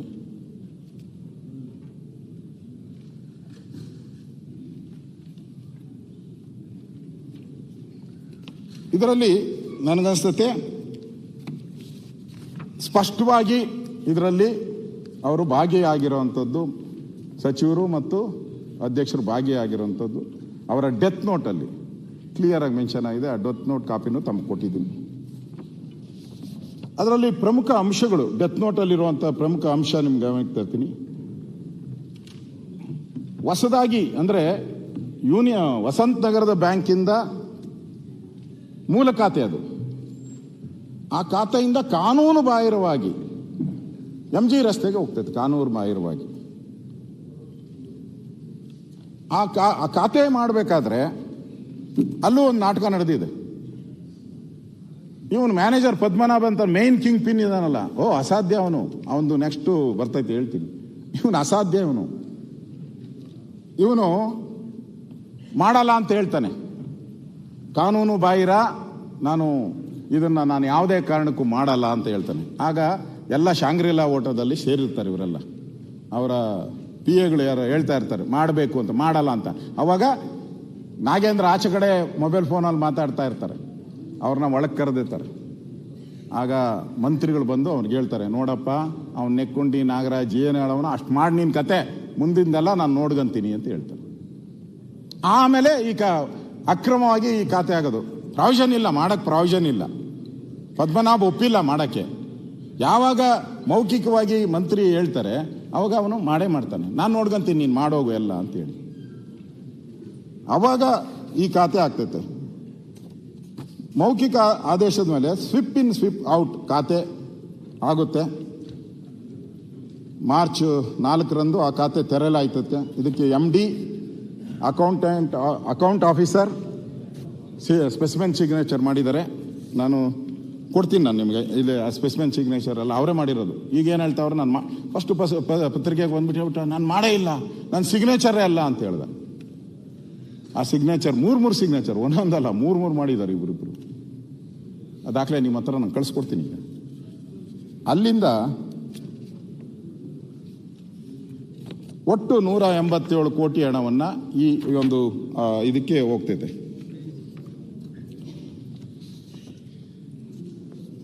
ಇಲ್ಲಿ ಒಂದು ಪಾಯಿಂಟ್ ಇಂಪಾರ್ಟೆಂಟ್ ಅಂದರೆ, ನಾನು ಆಗಲೇ ಹೇಳಿದೆ, ಈ ಚೆಕ್ ಬುಕ್ಕು ಇದೆಯಲ್ಲ, ಚೆಕ್ ಬುಕ್ಕು ಪಾಸ್ಬುಕ್ಕು, ಅದನ್ನು ನಿಮ್ಗೆ ಗೊತ್ತಿರೋ ಪ್ರಕಾರ ಬ್ಯಾಂಕಲ್ಲಿ ಅವನೇ ಹೋಗ್ಬೇಕು, ಇಲ್ಲ ಅವರು ಸಹಿ ಇರಬೇಕು. ಇವರೆಂಥ ಚಂಡಾಳರು ಅಂದರೆ ಒಬ್ಬನ ಸೃಷ್ಟಿ ಮಾಡ್ತಾರೆ. ಇವನು ಪದ್ಮನಾಭ ಏನು ಮಾಡ್ತಾನೆ, ಇವನ್ ನಂಬಲ್ಲ, ಯಾರನ್ನ P. ಚಂದ್ರಶೇಖರ್ನ ಅವನು ರೆಫ್ಯೂಸ್ ಮಾಡಕ್ಕೆ ಶುರು ಮಾಡ್ಬಿಟ್ಟ. ಎಲ್ಲದಕ್ಕೂ ತಕರಾರು ರೆಫ್ಯೂಸು. ಅವಾಗ ಏನು ಮಾಡ್ತಾನೆ, ಒಬ್ಬನ ಸೃಷ್ಟಿ ಮಾಡ್ತಾನೆ ಇವರು ಪದ್ಮನಾಭ್. ಶಿವಕುಮಾರ್ ಜೂನಿಯರ್ ಅಕೌಂಟೆಂಟ್, 187 ಕೋಟಿಗೆ ಜೂನಿಯರ್ ಅಕೌಂಟೆಂಟ್ ಇವನ್ ಬಿಟ್ಬಿಟ್ರು. ಮೇನ್ ಚೀಫ್ ಅಕೌಂಟೆಂಟ್ ಬಿಟ್ಬಿಟ್ರು ಬ್ಯಾಂಕ್ಗೆ authorisation.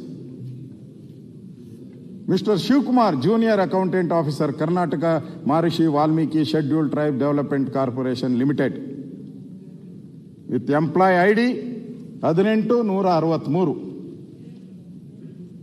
To oversee all the transaction account at Union Bank of India, MG Road branch.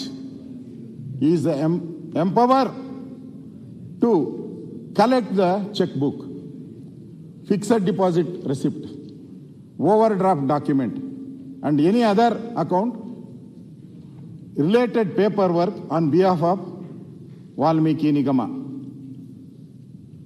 This is sanctioned by Padmanabh, Director, Valmiki Nigama, to facilitate smooth banking operation and document handling. Smooth ಆಗಿ 187 ಕೋಟಿನ handle ಮಾಡೋಕ್ಕೆ ಶಿವಕುಮಾರ್ನ appointment ಮಾಡಿ ಪದ್ಮನಾಭ್ ಅವರು letter ಕೊಟ್ಬಿಡ್ತಾರೆ ಬ್ಯಾಂಕ್ಗೆ, union bank of ಇಂಡಿಯಾಗೆ letter. ನೋಡಪ್ಪ, ನೈಸಾಗಿ ಕೊಟ್ಟಿದ್ದಾರೆ ನೋಡಿ, ಕೊಟ್ಟಿದ್ದಾರೆ. ಅಲ್ಲಿಗೆ ಇಲ್ಲಿ ಇನ್ನೊಂದು ಅಂತ ಹೇಳಿದ್ರೆ, ಅಧ್ಯಕ್ಷರೇ ಅವನು ಹೋಗೇ ಇಲ್ಲ. ಈಗ ಯಾರು ಅವನ್ನ ಐಡೆಂಟಿಫೈ, ಅವನು ಹೋಗೇ ಇಲ್ಲ. ಇವನು ಪದ್ಮನಾಭ ಆಥರೈಸ್ ಮಾಡಿದ್ದು, ಅಲ್ಲೊಂದು ಒಬ್ಬನ್ನ ಸೃಷ್ಟಿ ಮಾಡಿದ್ರು. ಯಾರು? ಶಿವಕುಮಾರ್. ಅವನಲ್ಲ ಒರಿಜಿನಲ್, ಅವನ್ ಬೇರೆ ಶಿವಕುಮಾರ್. ಅದೇ ಐಡಿ, ಅದೇ ಹೆಸರು, ಸಾಯಿ ತೇಜ ಅನ್ನೋನ್ನ ಒಬ್ಬನ್ನ ಸೃಷ್ಟಿ ಮಾಡಿದ್ರು. ಸಾಯಿ ತೇಜ ಅಂತ ಅದೇ ಶಿವಕುಮಾರ್ ಹೆಸರಲ್ಲಿ ಅದೇ ಐಡಿನ ಕ್ರಿಯೇಟ್ ಮಾಡಿದ್ರು. ಯಾರು ಕ್ರಿಯೇಟ್ ಮಾಡಿದ್ರು? ಬ್ಯಾಂಕ್ ಅವರು. ಇಲ್ಲಿ ಇವರು ನಿಗಮದವರು, ಸ್ಮೂತ್ ಆಗಿ ನಿಗಮದವರು ಕ್ರಿಯೇಟ್ ಮಾಡಿಬಿಟ್ರು. ಅವನು ಹೋಗ್ಲೇ ಇಲ್ಲ, ಶಿವಕುಮಾರ್ ಅನ್ನೋನು ಹೋಗ್ಲೇ ಇಲ್ಲ. ಅಂದ್ರೆ ನನ್ಗನ್ಸ್ತೈತೆ ಡಿ ಕೆ ಶಿವಕುಮಾರ್ ಅವ್ರಿಗೆ ಇದೆಲ್ಲ ಕ್ಲೀನಾಗಿ ಅರ್ಥ ಆಗುತ್ತೆ ಅನ್ಸುತ್ತೆ. ಮುಂದೆ ಏನಾನ ಕೋರ್ಟ್ಗೆ ಹೋದ್ರೆ ಏನಾನ ಹೋದ್ರೆ ನಾನು ಸೈನ್ ಹಾಕಿಲ್ಲ ಅಂತ ಹೇಳಕ್ಕೆ ಏನಾರು ಮಾಡೋರನು ಅಂತ ಅನಿಸ್ತೈತೆ ನನಗೆ. ಇವೆಲ್ಲ ಈ ಸ್ಕ್ಯಾಂಡ್ಗಳೆಲ್ಲ ನೋಡ್ತಾ ಇದೆ. ಪ್ರತಿಯೊಂದು ಸ್ಟೇಜಲ್ಲೂ ಅವಾಯ್ಡ್ ಮಾಡುವಂಥದ್ದು ನಕಲಿ ದಾಖಲೆಗಳನ್ನು ಸೃಷ್ಟಿ, ನಕಲಿ ದಾಖಲೆಗಳನ್ನು ಎಲ್ಲ ಸಂದರ್ಭದಲ್ಲೂ ನಕಲಿ ದಾಖಲೆಗಳನ್ನು ಸೃಷ್ಟಿ ಮಾಡೋದು. ಆ ಜ್ಞಾನತೇಜ ಯಾರು? ಈ ಜ್ಞಾನತೇಜ ಬ್ಯಾಂಕ್ ಅಧಿಕಾರಿ. ಯಾವ ಅಧಿಕಾರಿ ಜ್ಞಾನತೇಜನ್ಗೆ ಡೂಪ್ಲಿಕೇಟ್ ಒಂದು ಕಾರ್ಡನ್ನ ಮಾಡ್ಕೊಡಕ್ಕೆ ಅವಕಾಶ ಮಾಡಿಕೊಟ್ಟ? ಸಚಿವರ, ಅಧ್ಯಕ್ಷರ? $1 ಮಿಲಿಯನ್ ಪ್ರಶ್ನೆ. ಯಾರು ಅನ್ನೋದು ನಮಗೆ ಗೊತ್ತಿಲ್ಲ. $1 ಮಿಲಿಯನ್ ಪ್ರಶ್ನೆ ಯಾರು ಕೊಟ್ಟರು ಇವರಿಗೆ ಅಂತೇಳಿ.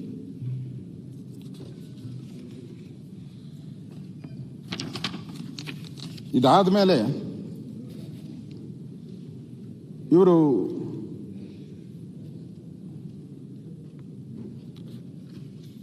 ಯಾರು ಈ ಪದ್ಮನಾಭ ಇರ್ತಾರಲ್ಲ, ಈ ಪದ್ಮನಾಭು, ಈ ಅಮ್ಮ ಸುಚಿ ಸ್ಮಿತ್ಮಾ ಕೌಲ್ ಅವರು ಬ್ಯಾಂಕಿನ ಮ್ಯಾನೇಜರ್ ಅವರು ನಮ್ಮ ಚೆಕ್ ಬುಕ್ ಕೊಟ್ಬಿಟ್ಟಿದ್ದೀನಿ ಅಂತ ಹೇಳಿದಾಗ ಇವರೇನು ಮಾಡ್ತಾರೆ, ಈಗಾಗಲೇ ಚೆಕ್ ಬುಕ್ ಪಡೆದವರು ತಿಳಿಸ್ತಾರೆ.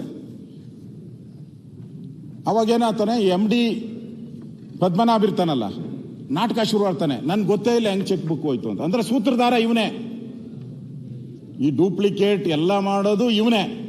ಅವ್ರ ಮುಂದೆ ನಾಟಕ ಆಡ್ತಾನೆ.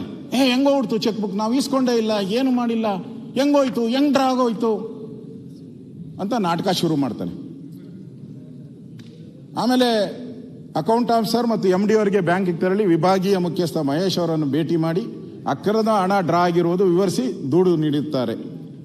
ದೂರು ಕೊಟ್ಟ ಬಳಿಕ MD ಪದ್ಮನಾಭ್ ಬ್ಯಾಂಕ್ ಆಚೆ ಬಂದು, ದೂರು ಕೊಟ್ಟಾದ್ಮೇಲೆ ಪದ್ಮನಾಭ್ ಬ್ಯಾಂಕ್ ಆಚೆ ಬಂದು ಸಚಿವರ ಆಪ್ತ ಕಾರ್ಯದರ್ಶಿ ನಾಗರಾಜ್, ನೆಕ್ಕುಂಡಿ ನಾಗರಾಜ್ ಜೊತೆ ಈ ಬೆಳವಣಿಗೆ ಬಗ್ಗೆ ಮಾತಾಡ್ತಾನೆ. ಹೇಳ್ತಾನೆ ಹಿಂಗಾಗಿದೆ ಎಲ್ಲ ಅಂತ.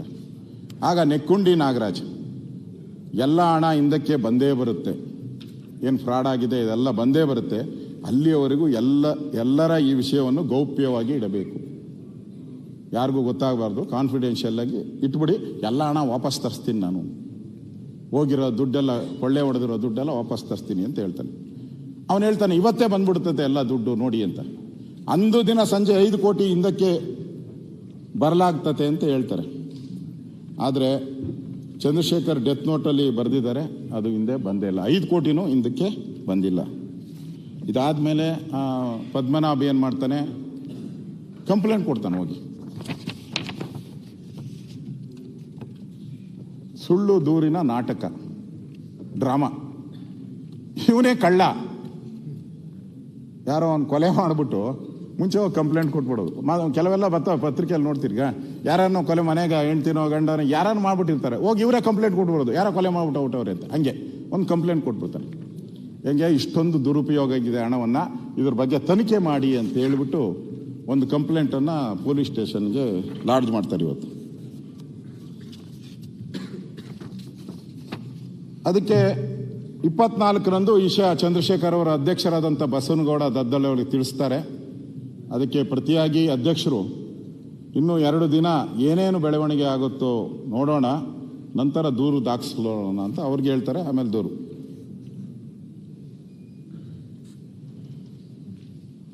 ಇಲ್ಲಿ ನನಗೆ ಕಾಣಿಸೋ ಈ ಚಂದ್ರಶೇಖರ್ ಆತ್ಮಹತ್ಯೆ ಇದೆಯಲ್ಲ, ಚಂದ್ರಶೇಖರ್ ಆತ್ಮೆ, ನಾನು ಇಷ್ಟೆಲ್ಲ ಎಕ್ಸ್ಪ್ಲೈನ್ ಮಾಡಿದ್ದೀನಿ ಅಧ್ಯಕ್ಷರೇ ನಿಮಗೆ. ಇದು ಆತ್ಮಹತ್ಯೆನೇ ಅಲ್ಲ, ಇದು ಸರ್ಕಾರದ ಪ್ರಾಯೋಜಿತ ಕೊಲೆ. ಇದು ಗೋವಾದಲ್ಲಿ ಕರ್ಕೊಂಡು ಹೋಗಿದ್ದಾರೆ, ಒತ್ತಡ ಹಾಕಿದ್ದಾರೆ, ಅವನ ಮೇಲೆ ಪ್ರೆಷರ್, ಇದೆಲ್ಲ ನಾನು ದಾಖಲೆಗಳನ್ನು ನಿಮಗೆ ಹೇಳಿದ್ದೀನಿ, ಏನೇನು ಹೇಳಿದ್ದೀನಿ. ಇದೊಂದು ರೀತಿ ಒಬ್ಬ ದಲಿತ ಅಮಾಯಕ ಅಧಿಕಾರಿಯ ಒಂದು ಪ್ರಾಯೋಜಿತ ಕೊಲೆ ಅಂತ ನನಗನ್ಸ್ತೈತೆ. ಒಬ್ಬ ಒತ್ತಡಕ್ಕೆ ಸಿಲುಕಿ, ಅಂದರೆ ಅವನು ಬೇರೆ ರೀತಿ ಬದುಕ್ಬೋದಾಯ್ತು, ನೋಡೋಣ ಏನಾಗ್ತೈತೋ ಆಗಲಿ, ಹೆಂಗೂ ಕಾಪಾಡ್ತಾರೆ ಅಂತ. ಆದರೆ ಅವನು ಅವಮಾನ ಸಹಿಸ್ಕೊಳಕ್ಕಾಗ್ದಿರೋ ಸತ್ಯ ಬರ್ದಿದ್ದಾನೆ ಅದರಲ್ಲಿ. ನಾನು ಅವಮಾನವನ್ನು ಸಹಿಸಲ್ಲ ಅವಮಾನ ಅಂತ 2 ಸರಿ ಬರ್ದಿದ್ದಾನೆ. ಸಹಿಸಕ್ಕಾಗದೆ ಅವನು ಆತ್ಮಹತ್ಯೆ ಕಾಡಿದ್ದಾನೆ. ಯಾರ್ದೋ ದುಡ್ಡು, ದಲಿತರ ದುಡ್ಡು, ಯಾರೋ ಮೋಜಿ ಮಸ್ತಿ ಎಲ್ಲ ವೈನ್ ಸ್ಟೋರ್ಗಳಿಗೆ, ಚಿನ್ನದ ಅಂಗಡಿಗಳಿಗೆ ಎಲ್ಲ ಹೋಯ್ತು. ಇಲ್ಲಿ 180 ಕೋಟಿ ದಲಿತರ ಹಣ. ಈ ಬಲಿ ಕೊಟ್ಟಂತ ಈ ಜೀವಕ್ಕೆ ಬೆಲೆ ಇಲ್ವಾ? ಸತ್ತಿದನಲ್ಲ ವ್ಯಕ್ತಿ ದಲಿತ, ಅವನ ಜೀವಕ್ಕೆ ಬೆಲೆ ಇಲ್ವಾ? ಸರ್ಕಾರಕ್ಕೆ ಕಣ್ಣಿಲ್ವಾ? ಸರ್ಕಾರ ಕುರುಡಾಗೋಟಿದೆಯಾ? ಇಷ್ಟು ದಿನ ಆಯ್ತು, 30 ದಿನದ ಮೇಲಾಯ್ತು. ನಾನು ಬೇಡ, 187 ಕೋಟಿ ಉಳಿಸಿದಾನಲ್ಲ, 180 ಅವ್ನು ಕೊಟ್ಟಿಲ್ಲ ಅಂದ್ರೆ ನೀವು ಈ ಹಗರಣನೇ ಈಚೆ ಬರ್ತಾ ಇರಲ್ಲ. ಅದಕ್ಕೆ ಬಿಲ್ ರೆಡಿ ಮಾಡಿದ್ರು. ಗೋವಾದಲ್ಲಿ ಕರ್ಕೊಂಡು ಹೋಗಿದ್ದೆ ಯಾಕೆ ಅಂತ ಹೇಳಿದ್ರೆ ಈ 180 ಟ್ರಾನ್ಸ್ಫರ್ ಆಗಿ ಅದು ಚುನಾವಣೆಗೆ ಬಂದ್ಬಿಡ್ತು. ಇಡಿ ಅವ್ರು ಹೇಳಿ ಪ್ರಕಾರ, ನನ್ನ ಪ್ರಕಾರ ಅಲ್ಲ, ಚುನಾವಣೆಗೆ ಬಂದ್ಬಿಡ್ತದು. ಇವ್ರಿಗೆ ಅನ್ಸಕ್ ಶುರುವಾಯ್ತು. ಯಾಕಂದ್ರೆ MD ಅವನು ಪ್ರಚಂಡ ಅಲ್ವಾ, ಅವನಿಗನ್ಸ್ತು ನೆಕ್ಸ್ಟ್ ಆಡಿಟ್ ಆಗ್ತೈತೆ. ಮಾರ್ಚ್ ಬಂದ್ಬಿಟ್ಟಿತ್ತಲ್ಲ, ಆಡಿಟ್ ಆಗ್ತೈತೆ, ಆಡಿಟ್ ಅಲ್ಲಿ ಇದು ಬರ್ತೈತೆ, ಅದಕ್ಕೋಸ್ಕರ ಬಿಲ್ ರೆಡಿ ಮಾಡಿ ಅಂದ್ರೆ. ಯಾಕೆ ಈ ಹಣ ಈ ಕಂಪನಿಗಳಿಗೆ ಹೋಯ್ತು ಅನ್ನೋದಕ್ಕೆ ಬಿಲ್ ರೆಡಿ ಮಾಡಿ ಅಂದಾಗೆ ಇವನು ಸತ್ತಿರೋದು ಚಂದ್ರಶೇಖರ್. ಆ ಬಿಲ್ ರೆಡಿ ಮಾಡಿದ್ರೆ ಮುಖ್ಯಮಂತ್ರಿಗಳೇ, ನೀವು ಕಂಡುಹಿಡಿಯಕ್ಕಾಗ್ತಾ ಇರಲ್ಲ, ನಾನು ಕಂಡುಹಿಡಿಯಕ್ಕಾಗ್ತಾ ಇರಲ್ಲ. 187 ಕೋಟಿ ಪಟಾರ್ ಅಂತ ಹೊರಟೋದು, ಯಾರು ಮಾಡಕ್ಕಾಗ್ತಾ ಇರಲ್ಲ. ಇವತ್ತು ಈ ಶೋಷಿತ ಕುಟುಂಬ ಏನಿದೆ, ಅವರು ಒಂದು ದಲಿತ ಕುಟುಂಬನೇ, ತಮಿಳು ಮಾತಾಡೋರು ಅಂತ ಕೇಳಿದೆ ನಾನು ಸ್ವಲ್ಪ.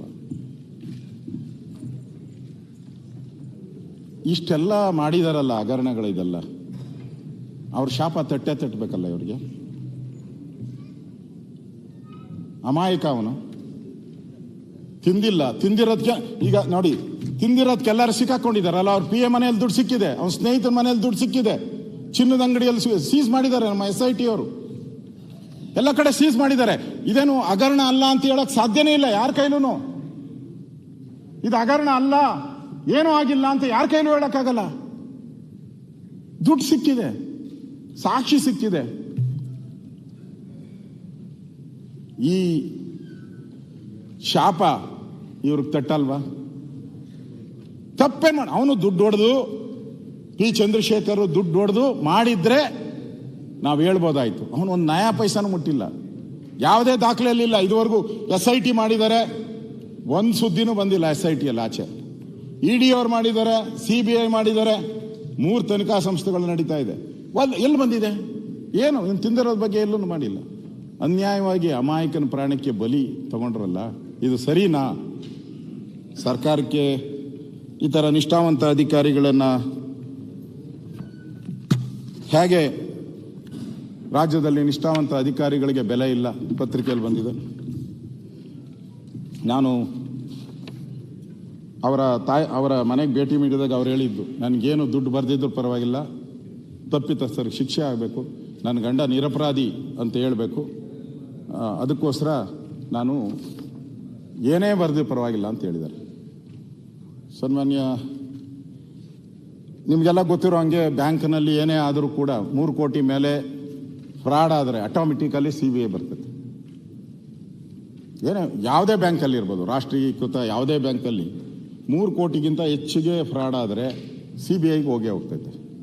CBIನವರು ಬಂದು ಇನ್ವೆಸ್ಟಿಗೇಷನ್ ಮಾಡಿ ಈಗ FIR ಅನ್ನು ಕೂಡ ಹಾಕಿದ್ದಾರೆ. CBI FIR ಅನ್ನು ಕೂಡ ಹಾಕಿದ್ದಾರೆ. ನನಗನ್ಸೋದು ಈ ಪ್ರಕರಣ ಬಂದಾಗಿದ್ದಾನು ಕೂಡ ನಾನು ಆಡಳಿತ ಪಕ್ಷದ ಸದಸ್ಯರನ್ನು ನೋಡ್ತಾ ಇದ್ದೀನಿ. ಸ್ಟಾರ್ಟಿಂಗ್ ಬಂದ ದಿನನೇ ಸನ್ಮಾನ್ಯ DK ಶಿವಕುಮಾರ್ ಅವರು ಸಾಮಾನ್ಯವಾಗಿ ಅವ್ರು ಹಂಗೆ ಹೇಳೋದು. ಅಲ್ಲಿ ಕುಕ್ಕರ್ ಬಾಂಬ್ ಬ್ಲಾಸ್ಟ್ ಆದಾಗೂ ನನ್ನ ಬ್ರದರ್ ಅಂದ್ಬಿಟ್ರು. ಇಲ್ಲಿ ಅದ್ಯಾವುದು ಹೋಟ್ಲಲ್ಲಿ ಬಾಂಬ್ ಹಾಕಿದಾಗ ಯಾರೋ ಬಿಸ್ನೆಸ್ ಪಾರ್ಟ್ನರ್ಗಳು ಕಿತ್ತಾಡಿರೋದು ಅಂದರು. ಹಂಗೆ ಇಲ್ಲೂ ಅಷ್ಟೇ. ಇದು ಏನೂ ಇಲ್ಲ, ಆರಾಮಾಗಿ ಅವನು ಈಚೆ ಬರ್ತಾರೆ. ಯಾರು? ನಾಗೇಂದ್ರ ಅವರು ಏನು ತಪ್ಪು ಮಾಡಿಲ್ಲ, ಆರಾಮಾಗಿ ಈಚೆ ಬರ್ತಾರೆ. ಅಧ್ಯಕ್ಷರು ಆರಾಮಾಗಿ ಈಚೆ ಬರ್ತಾರೆ ಅಂತ. ಡಿ ಕೆ ಶಿವಕುಮಾರ್ ಕ್ಲೆವರ್ ರಾಜಕಾರಣಿ, ಜಾಣ, ಭಾಳ ಜಾಣ. ಅವರು ಪತ್ರಿಕೆಗಲ್ಲ ಸಂದರ್ಶನ ಕೊಟ್ಟಿದ್ದು, ಪೊಲೀಸರಿಗೆ ಕೊಟ್ಟಿದ್ದು. ಪೊಲೀಸರಿಗೆ ಏನು ಮೆಸೇಜ್ ಕೊಡಬೇಕು ಅಷ್ಟು ನೀಟಾಗಿ ಕೊಟ್ಟರು. ನೋಡಪ್ಪ, ಇದೇನು ಆಗಲ್ಲ, ಪೊಲೀಸರು ನೀವು ತನಿಖೆ ಹೆಂಗೆ ಮಾಡಬೇಕು ಹಂಗೆ ಮಾಡಿ ಅಂತ ನನಗನ್ಸಿದ್ದು. ಆದರೆ ಸಿ ಎಂ ಅವ್ರು ಹಂಗೆ ಹೇಳಿಲ್ಲ. ಸಿ ಎಂ ಅವ್ರು ಒಂದು ಮಾತನ್ನು ಹಂಗೆ ಹೇಳಿಲ್ಲ. ನಾನು ನೋಡಿದ್ದೀನಿ ಸಿ ಎಂ ಸ್ಟೇಟ್ಮೆಂಟ್. ಯಾಕಂದ್ರೆ ಕಾಂಗ್ರೆಸ್ ಪಾರ್ಟಿ ಅಧ್ಯಕ್ಷರು ಅದನ್ನು ಸಮರ್ಥನೆ ಮಾಡಬೇಕು, ಹಂಗೆ ಮಾಡಿದ್ದೀರ ಅಂದ್ಕೊಂಡಿದ್ದೀನಿ. ಅದು ಸಿ ಎಂ ಅವ್ರು ಹಂಗೆ ಹೇಳಿಲ್ಲ. ಏನಾಯ್ತೆ, ತನಿಖೆ ನಡೀತಾ ಇದೆ, ತನಿಖೆಯಲ್ಲಿ ಯಾರು ಬರ್ತಾರೋ ಬರಲಿ, ಇಡಿ ಅವ್ರು ಬರ್ತಾರಾ ಬರಲಿ, CBI ಬರ್ತಾರಾ ಬರಲಿ, ತನಿಖೆ ನಾವು SIT ಮಾಡಿದ್ರಿ, ತನಿಖೆ ಬರಲಿ, ಸತ್ಯಾಸತ್ಯತೆ ಹೊರಗಡೆ ಬರಲಿ ಅಂತ ಹೇಳಿದ್ರು. ಅಂದರೆ ನೀವು ಅಧಿಕಾರಿಗಳಿಗೆ, ತನಿಖೆ ಮಾಡುವಂಥ ಅಧಿಕಾರಿಗಳಿಗೆ ಇದು ಹೇಳಿದ್ರೆ, ನೀವು ಹೇಳಿದ್ರಲ್ಲ ಇಂಟರ್ಫಿಷನ್ ಏನೋ ಅದೇ ಹೇಳುತ್ತೆ, ನಾವು ಇದನ್ನು ಚರ್ಚೆ ಕೊಡೋದ್ರಿಂದ ಏನೋ ಆಗೋಗ್ಬಿಡುತ್ತೆ ಅಂತ ಹೇಳಿದ್ರಲ್ಲ, ಇದೇ ಆಗೋದು. ಈ ಸ್ಟೇಟ್ಮೆಂಟಿಂದ ಅಧಿಕಾರಿಗಳು ಏನು ಕೆಲಸ ಮಾಡ್ತಾರೆ? ಇವ್ರ ಕೈ ಕೆಳಗಡೆ ಕೆಲಸ ಮಾಡ್ಬೇಕು. ಅವರು ನಾಳೆ ಬಂದು ಇವ್ರ ಕೈ ಕೆಳಗಡೆ ನಿಂತ್ಕೊಬೇಕು ಟ್ರಾನ್ಸ್ಫರ್ಗೆ. ಹೆಂಗೆ ಕೆಲಸ ಮಾಡ್ತಾರೆ? ಅದಕ್ಕೋಸ್ಕರ ಏನೇ ಸ್ಟೇಟ್ಮೆಂಟ್ಗಳು ಕೊಟ್ಟಿದ್ದೀರಿ? ಆಫೀಸರ್ಸ್ ಇದ್ದಾರೆ, ಅಲ್ಲಲ್ಲ, ಇವ್ರ ಮಂತ್ರಿಗಳದ್ದು ಎಲ್ಲ ನಡೀತಲ್ಲ ಇಲ್ಲಿ. ಆಗ ಎನ್ಕ್ವೈರಿ ಆಗುವಾಗ ನೀವೆಲ್ಲ ಏನೇ ಯಡಿಯೂರಪ್ಪ ಏನು ಸ್ಟೇಟ್ಮೆಂಟ್ ಕೊಟ್ಟರು, ನೀವು ಏನು ಸ್ಟೇಟ್ ಕೊಟ್ರಿ, ಹಂಗೆ ನಾನು ಕೊಟ್ಟಿರೋದು ಸ್ಟೇಟ್ಮೆಂಟ್. ನಾವೇನು ನಿಮ್ಮ ವಿರುದ್ಧ ಮಾತಾಡಿಲ್ಲ. ನಾನು ನಾಗೇಂದ್ರ ದತ್ತನ ಮೇಲೆ ಇಡಿ ಅನಾಶಕ ಪೊಲೀಸ್ ಲೀಡಿಂಗ್. ಹೌದ್ರಿ, ಒಳ್ಳೆ ಕತೆ ಐತಲ್ಲ. I am telling you, till today I am telling you, ಇವತ್ತು ಹೇಳ್ತಾ ಇದ್ದೀನಿ, ಐ ಆಮ್ ಆನ್ ರೆಕಾರ್ಡ್. ಅವನು ಏನು ತಪ್ಪು ಮಾಡಿಲ್ಲ. ಎನ್ಕ್ವೈರಿ ಈಚೆ ಬರಲಿ, ಎಲ್ಲ ಗೊತ್ತಾಗ್ತದೆ. ನಾನು ಕರೆದು ಮಾತಾಡಿದ್ದೀನಿ, ಕುಂಡ್ರಿಸ್ಕೊಂಡು ಕೇಳಿದ್ದೀನಿ, ನಿಜ ಇದ್ರೆ ಒಪ್ಕೋ ಅಂತ ಹೇಳಿದ್ದೀವಿ. ವಾಲಂಟಿಯರ್ ರೆಸಿಗ್ನೇಷನ್ ಸಬ್ಮಿಟ್ ಮಾಡಿದ್ದಾನೆ. ನಾವು ರೆಸಿಗ್ನೇಷನ್ ಕೊಡು ಅಂತಲೂ ಹೇಳಿಲ್ಲ. ಈ ಹಿಮ್ಸೆಲ್ಫ್ ಟೆಂಡರ್ ರೆಸಿಗ್ನೇಷನ್ ಆದಷ್ಟು ಜಲ್ದಿ ನಂದು ಎನ್ಕ್ವೈರಿ ಮಾಡಿ ಸ್ವಾಮಿ, ನಾನು ಕ್ಲೀನ್ ಆಗಾದ್ರೆ ನಾನು ವಾಪಸ್ ತಗೊಳ್ಳಿ ಅಂತ ಹೇಳಿದ್ದಾನೆ. As a party president, as a legislator, I have to speak to him. I have spoken to him. There is no doubt in it. Ashok. ಸನ್ಮಾನ್ಯ ಅಧ್ಯಕ್ಷರೇ, ಇರಪ್ಪ, ನೀವು ಸ್ಟೇಟ್ಮೆಂಟ್ ಕೊಟ್ಟಿದ್ದೀರಾ, ಒಪ್ಕೊಂಡ್ರಿ ನಾನು ಕೊಟ್ಟಿರೋದು ಸತ್ಯ ಅಂತೇಳಿ. ನೀವು CM ಎಲ್ಲ ಒಂದೇ ಪಾರ್ಟಿಯಲ್ಲಿರೋದು, ಒಂದೇ ಸರ್ಕಾರದಲ್ಲಿರೋದು, ಎಲ್ಲರದು ಒಂದೇ ಇದ್ದರೆ ಒಳ್ಳೆಯದು ಅಂತ ನನ್ನ ಸಲಹೆ ಅಷ್ಟೇ. ಬೇರೆ ಬೇರೆ ಕೊಡ್ತೀನಿ ಅಂದ್ರೆ ನಾನೇನು ಮಾಡೋಕ್ಕಾಗ್ತೈತೆ? ನೀವು ಕೊಡ್ತೀನಿ ಅಂದರೆ ನಾನು ಕೊಟ್ಕೊಳ್ಳಿ, ನನಗೇನು. ಇನ್ನೊಬ್ಬ ನಾಯಕರು ಹೇಳಿದ್ದಾರೆ, ಹೇಳ, ನಿಮ್ಮ ಆಲ್ ಇಂಡಿಯಾ ಜನರಲ್ ಸೆಕ್ರೆಟರಿ ಮಾಜಿ 5-6 ರಾಜ್ಯಗಳಲ್ಲಿ ಇನ್ಚಾರ್ಜ್ ಆಗಿದ್ರು. ಈಗೂ ಪ್ರೆಸೆಂಟ್ MLC ಅವರು BK ಹರಿಪ್ರಸಾದ್ ಅವರು ಹೇಳಿರೋದು ಕೇಳಿದ್ರೆ ಶಾಕ್ ಆಗೋತೀರ ನೀವು. BJP ಅವರೇ, ಇದನ್ನ ತಾರ್ಕಿಕ ಅಂತ್ಯ ಮುಟ್ಟಿಸ್ಬೇಕು, ಇಲ್ಲ ಅಂದ್ರೆ ನಾನ್ ಬಿಡಲ್ಲ ಈ ದಲಿತರ ಹಣ. ಇಬ್ರು ಮಹಾನ್ ವ್ಯಕ್ತಿಗಳಿಗೆ ಬುದ್ಧಿ ಹೇಳಕ್ಕಾಗಲ್ಲ ನಾನು. ಅವ್ರ ಸ್ಟೇಟ್ಮೆಂಟ್, ಇಬ್ಬರು ಮಹಾನಾಯಕರುಗಳಿಗೆ ನಾನು ಬುದ್ಧಿ ಹೇಳಕ್ಕಾಗಲ್ಲ. ಇದು ದಲಿತರ ಹಣ, ಒಂದು ನಯಾ ಪೈಸನು ಕೂಡ ಲೂಟಿ ಆಗಕ್ಕೆ ಬಿಡಲ್ಲ. BJP ಅವರೇ, ನೀವು ಬಿಡ್ಲಿಲ್ಲ ಅಂದ್ರು ನಾನು ಬಿಡಲ್ಲ ಅಂತ ಹೇಳಿದ್ದಾರೆ. ನೀವು ಬಿಟ್ರು ನಾವು ಬಿಡಲ್ಲ ಅಂತ ಹೇಳಿದ್ದಾರೆ.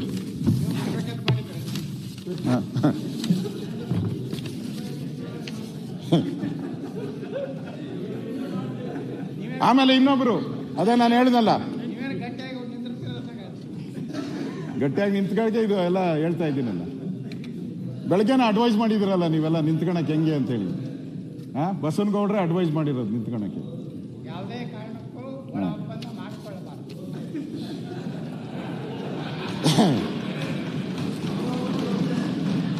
ಅದಾದ್ಮೇಲೆ ಇನ್ನೊಬ್ಬ ಸಚಿವರು ಬೆಳಗಾವಿ ದಿನಾಂಕ 12/7/24 ಪ್ರಜಾವಾಣಿ, ಸತೀಶ್ ಜಾರಕಿಹೊಳಿ ಅವರು ಹೇಳಿಕೆ. ಈ ಪ್ರಕರಣ ರಾಜಕೀಯ ಸ್ವರೂಪ ಪಡೆದಿದೆ ಎಂದು ನಾನು ಹೇಳಲು ಆಗುವುದಿಲ್ಲ. ಹಾಗಂತ ರಾಜಕೀಯವೇ ಇಲ್ಲ ಎಂದು ನಿರ್ಧರಿಸಲು ಆಗುತ್ತಿಲ್ಲ. ತನಿಖೆ ನಡೆಯುತ್ತಿದೆ. ದಾಖಲೆಗಳೇ ಇದರ ಸತ್ಯಾಸತ್ಯತೆ ಹೇಳಬೇಕು. ನಾಗೇಂದ್ರ ವಿಚಾರದಲ್ಲಿ ರಾಜ್ಯ ಸರ್ಕಾರಕ್ಕೆ ಮುಜುಗರ ಆಗಿಲ್ಲವೇ? ಪತ್ರಕರ್ತರ ಪ್ರಶ್ನೆ. ಖಂಡಿತ ನಮಗೂ ಮುಜುಗರ ಆಗುತ್ತೆ. ಇದು ಇನ್ನೂ ತನಿಖಾ ಹಂತದಲ್ಲಿದೆ. ಸಚಿವರು ಶಾಸಕರು ಇದರಲ್ಲಿ ಭಾಗಿಯಾಗಿದ್ದರೆ ಸರ್ಕಾರಕ್ಕೆ ಅದರಿಂದ ಕಳಂಕ. ನಿಮ್ಮ ಪಾರ್ಟಿಯವರೇ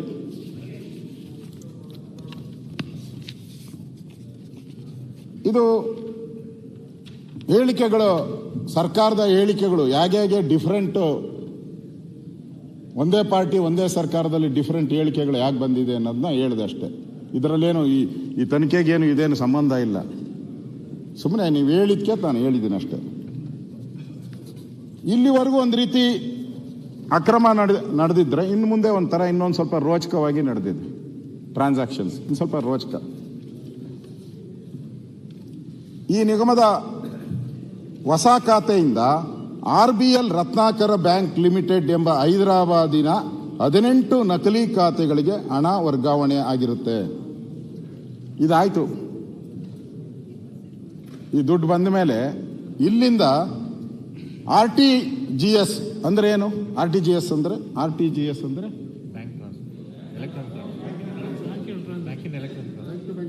ಬ್ಯಾಂಕ್ ಅಲ್ಲಪ್ಪ, ರಿಯಲ್ ಟೈಮ್ ಗ್ರಾಸ್ ಸೆಟಲ್ಮೆಂಟ್.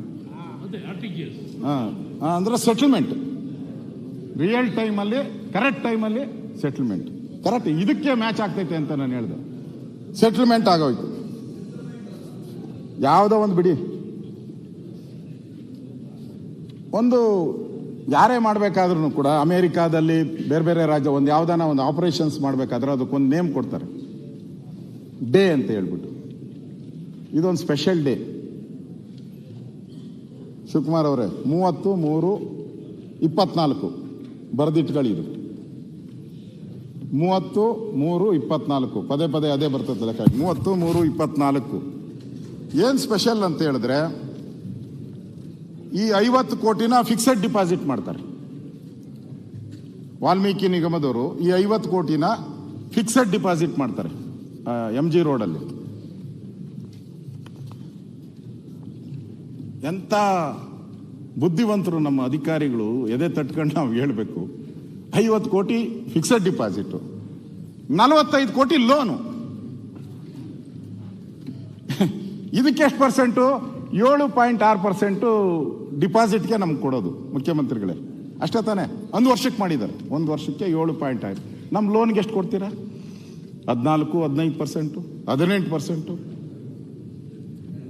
50 ಕೋಟಿ ನಮ್ಮದೇ ಹಣ, 50 ಕೋಟಿ ನಮ್ಮದೇ ಹಣ ಬ್ಯಾಂಕಲ್ಲಿ ಡಿಪಾಸಿಟ್ ಮಾಡು. ಅದ್ರ ಮೇಲೆ 45 ಕೋಟಿ ಕೊಡಿ ಸಾಲ. ಅವಾರ್ಡ್ ಕೊಡ್ಬೇಕಲ್ಲ, ನೋಬಲ್ ಅವಾರ್ಡ್ ಇಂಥವ್ರಿಗೆಲ್ಲ. ಅದು ಅವತ್ತೇ 30ನೇ ತಾರೀಕೆ ಡಿಪಾಸಿಟ್ ಮಾಡ್ತಾರೆ, 30ನೇ ತಾರೀಕೆ ಲೋನ್ಗೆ ಅರ್ಜಿ ಕೊಡ್ತಾರೆ. ಯಾರನ್ನ ಹಂಗಾಗಿದ್ಯಾ? ಲೋನ್ ಕೊಟ್ಟಿದ್ದು ಆಯ್ತಾ?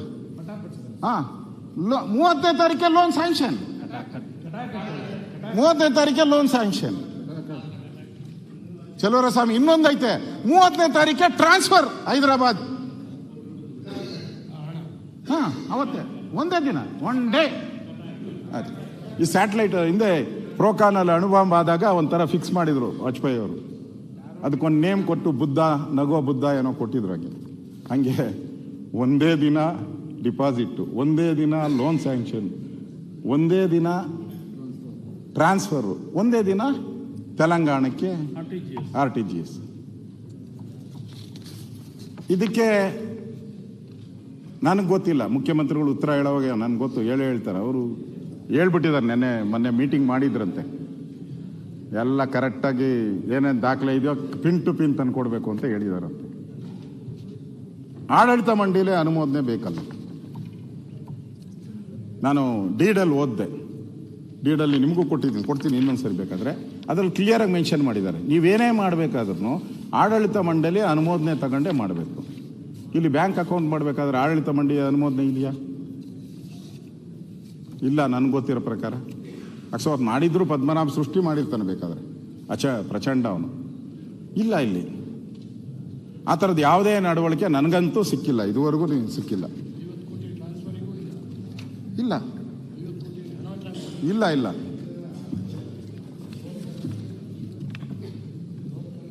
ಹಾಂ, ನಾನು ಕೊಡ್ತೀನಿ ಇಂದರಪ್ಪ.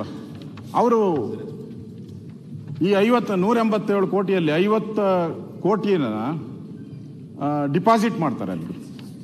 ಆ ಸರ್ಟಿಫಿಕೇಟ್ ಇಲ್ಲಿದೆ ನೋಡಿ, ಡಿಪಾಸಿಟ್ ಸರ್ಟಿಫಿಕೇಟ್, ವಾಲ್ಮೀಕಿ ನಿಗಮದ್ದು ಡಿಪಾಸಿಟ್ ಸರ್ಟಿಫಿಕೇಟ್ ಇದು ಕೊಡ್ತಾರೆ ಇಲ್ಲಿ.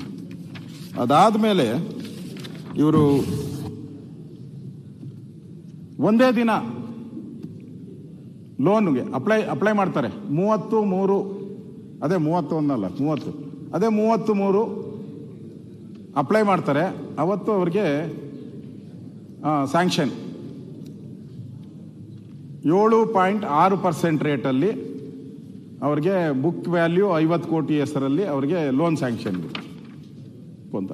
ಲೋನ್ ಸ್ಯಾಂಕ್ಷನ್ ಆರ್ಡ್ರು ಅವತ್ತೇ ಈಚೆ ಬಂದ್ಬಿಡ್ತೈತೆ. ಇದು ಸರ್ಟಿಫಿಕೇಟು. ಯಾಕಂದ್ರೆ ನಾನು ಹೇಳಿದ್ರೆ ಅವ್ರ ನಂಬಲ್ಲ, ಒಂದೇ ದಿನ ಹೆಂಗೆ ಬಂದ್ಬಿಡ್ತು, ಸುಳ್ಳು ಹೇಳ್ತಾನೆ ಅಂತ. ಅದಕ್ಕೆ ಸರ್ಟಿಫಿಕೇಟು, ಲೋನ್ ಡಿಪಾಸಿಟ್ದು ನಿಮ್ಮ ಕೈ ಕೊಟ್ಟಿದ್ದೀನಿ. ಕೂತ್ಕೊಳ್ಳಪ್ಪ, ಅವನು ಯಾರೋ ಓದ್ತಾನೆಲ್ಲ. ಡಿಪಾಸಿಟ್ದು ಕೊಟ್ಟಿದ್ದೀನಿ, ಸ್ಯಾಂಕ್ಷನ್ ಆಗಿರೋ ಲೆಟ್ರೂ ಕೂಡ ನಿಮಗೆ ಕೊಡ್ತೀನಿ. ಸ್ಯಾಂಕ್ಷನ್ ಆಗಿರೋದು ಅವತ್ತೇ, ಸ್ಯಾಂಕ್ಷನ್ ಅವತ್ತೇ. ಡಿಪಾಸಿಟ್ದು ಐತೆ ನೋಡಪ್ಪ, ಇಲ್ಲಿ ಡಿಪಾಸಿಟ್ದು ಆಯ್ತು ಕೊಡ್ತೀನಿ. ಬೇಡ, ಆಮೇಲೆ ನೀವು ಸರ್ಕಾರ ಉತ್ತರ ಕೊಡೋದು ನೀವು ತಾನಪ್ಪ, ನೀವು ಕೊಡಬೇಕು. ತಮ್ಗಿರೋ ಮಾಹಿತಿನ ನನ್ಗೇನು ಮಾಹಿತಿ ಇಲ್ಲ. ಅಲ್ಲ, ಈಗ ಹೇಳಿದ್ರಲ್ರಿ ಅವ್ರು ಹೇಳಿದ್ದು ವಿಚಾರ ಏನಾದ್ರು ಅಥೆಂಟಿಕೇಶನ್ ಇದೆಯಾ ಅಂತ. ಸ್ಯಾಂಕ್ಷನ್ ಆಯ್ತು, ಡೆಪಾಸಿಟ್ ಆಯ್ತು, ಲೋನ್ ಆಯ್ತು, ಒಂದೇ ದಿನ. ಇದು ಓಡಿ ಪತ್ರನೂ ಕೂಡ ಒಂದೇ ದಿನ ಕೊಟ್ಟಿದ್ದಾರೆ. ಓಡಿ ಪತ್ರನೂ ಕೂಡ ಒಂದೇ ದಿನ ಇಲ್ಲೇ ಇದೆ, ಓಡಿ ಪತ್ರನೂ ಕೊಟ್ಟಿದ್ದೀನಿ. ಆಮೇಲೆ ಇವ್ರದ್ದು ಪ್ರೀ ಪ್ಲಾನ್ ಅಲ್ಲ.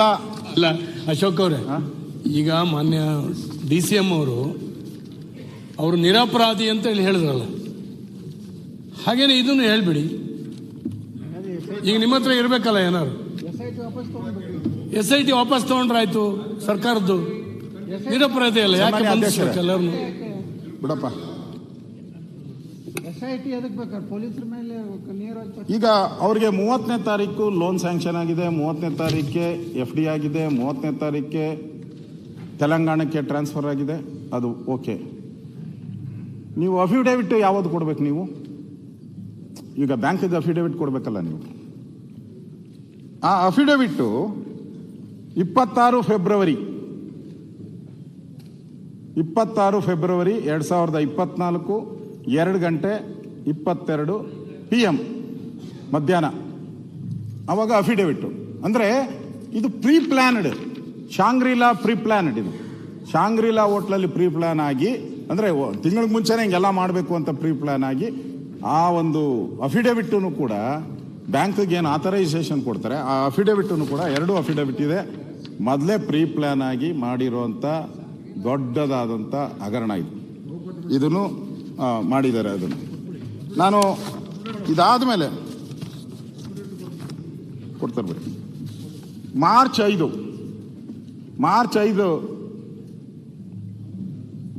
ಫಿಫ್ತ್ ಮಾಸ್ ಮ್ಯಾನೇಜ್ಮೆಂಟ್ ಪ್ರೈವೇಟ್ ಲಿಮಿಟೆಡ್ಗೆ 5,35,00,000 ಕೊಡ್ತಾರೆ company. March 5 Zeliant training and consulting services 4.97 ಕೋಟಿ ಕೊಡ್ತಾರೆ ಅವರು. ಮಾರ್ಚ್ 6 ಹ್ಯಾಪಿಯೆಸ್ಟ್ ಮೈಂಡ್ ಟೆಕ್ನಾಲಜಿ 4.53 ಕೋಟಿ ಕೊಡ್ತಾರೆ. ಮಾರ್ಚ್ 6 YM ಎಂಟರ್ಪ್ರೈಸಸ್ 4,98,00,000 ಕೊಡ್ತಾರೆ. ಮನು ಎಂಟರ್ಪ್ರೈಸಸ್ ಮಾರ್ಚ್ 6 5,01,00,000 ಕೊಡ್ತಾರೆ. ಮಾರ್ಚ್ 6 ಆರ್ಕಾಡ್ ಬಿಸ್ನೆಸ್ ಸರ್ವಿಸಸ್ 5.46 ಕೋಟಿ ಕೊಡ್ತಾರೆ. March 6 major talent software India private limited 5.10 ಕೋಟಿ ಕೊಡ್ತಾರೆ. ನಿತ್ಯ ಸೆಕ್ಯೂರಿಟಿ ಸರ್ವಿಸ್ 4.47 ಕೊಡ್ತಾರೆ. Volta technologies service 5.12. V6 business solution 4.50. ಈ ತರ ಒಟ್ಟು 18 ಕಂಪನಿ ಇನ್ನೂ ಇದೆ. Grab service private limited, Grab ಅಂದೇನು, ಗ್ರಬ್ ಸರ್ವಿಸ್ ಪ್ರೈವೇಟ್ ಲಿಮಿಟೆಡ್ 5.88. ಇಷ್ಟು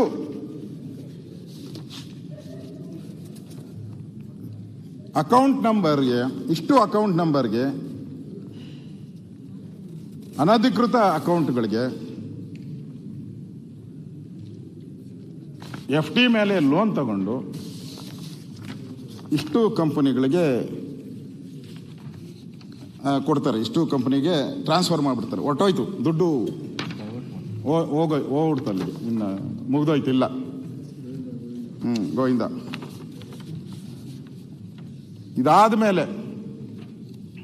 ಇದಾದ್ಮೇಲೆ ಸರ್ಕಾರ ಬಂತು. ಸರ್ಕಾರಕ್ಕೆ ತಲೆ ಓಡಕ್ಕೆ ಶುರುವಾಯಿತು, ಬಿಸಿ ಶುರುವಾಯಿತು. ಅಪ್ಲೈ ಮೈಂಡ್ ಅಂದ್ರು. ಅವಾಗ ನಮ್ಮ ಪ್ರಿನ್ಸಿಪಲ್ ಸೆಕ್ರೆಟರಿ ಎದ್ರು. ಈ ರತ್ನಾಕರ್ ಬ್ಯಾಂಕ್ಗೆ ಒಂದು ಪತ್ರ,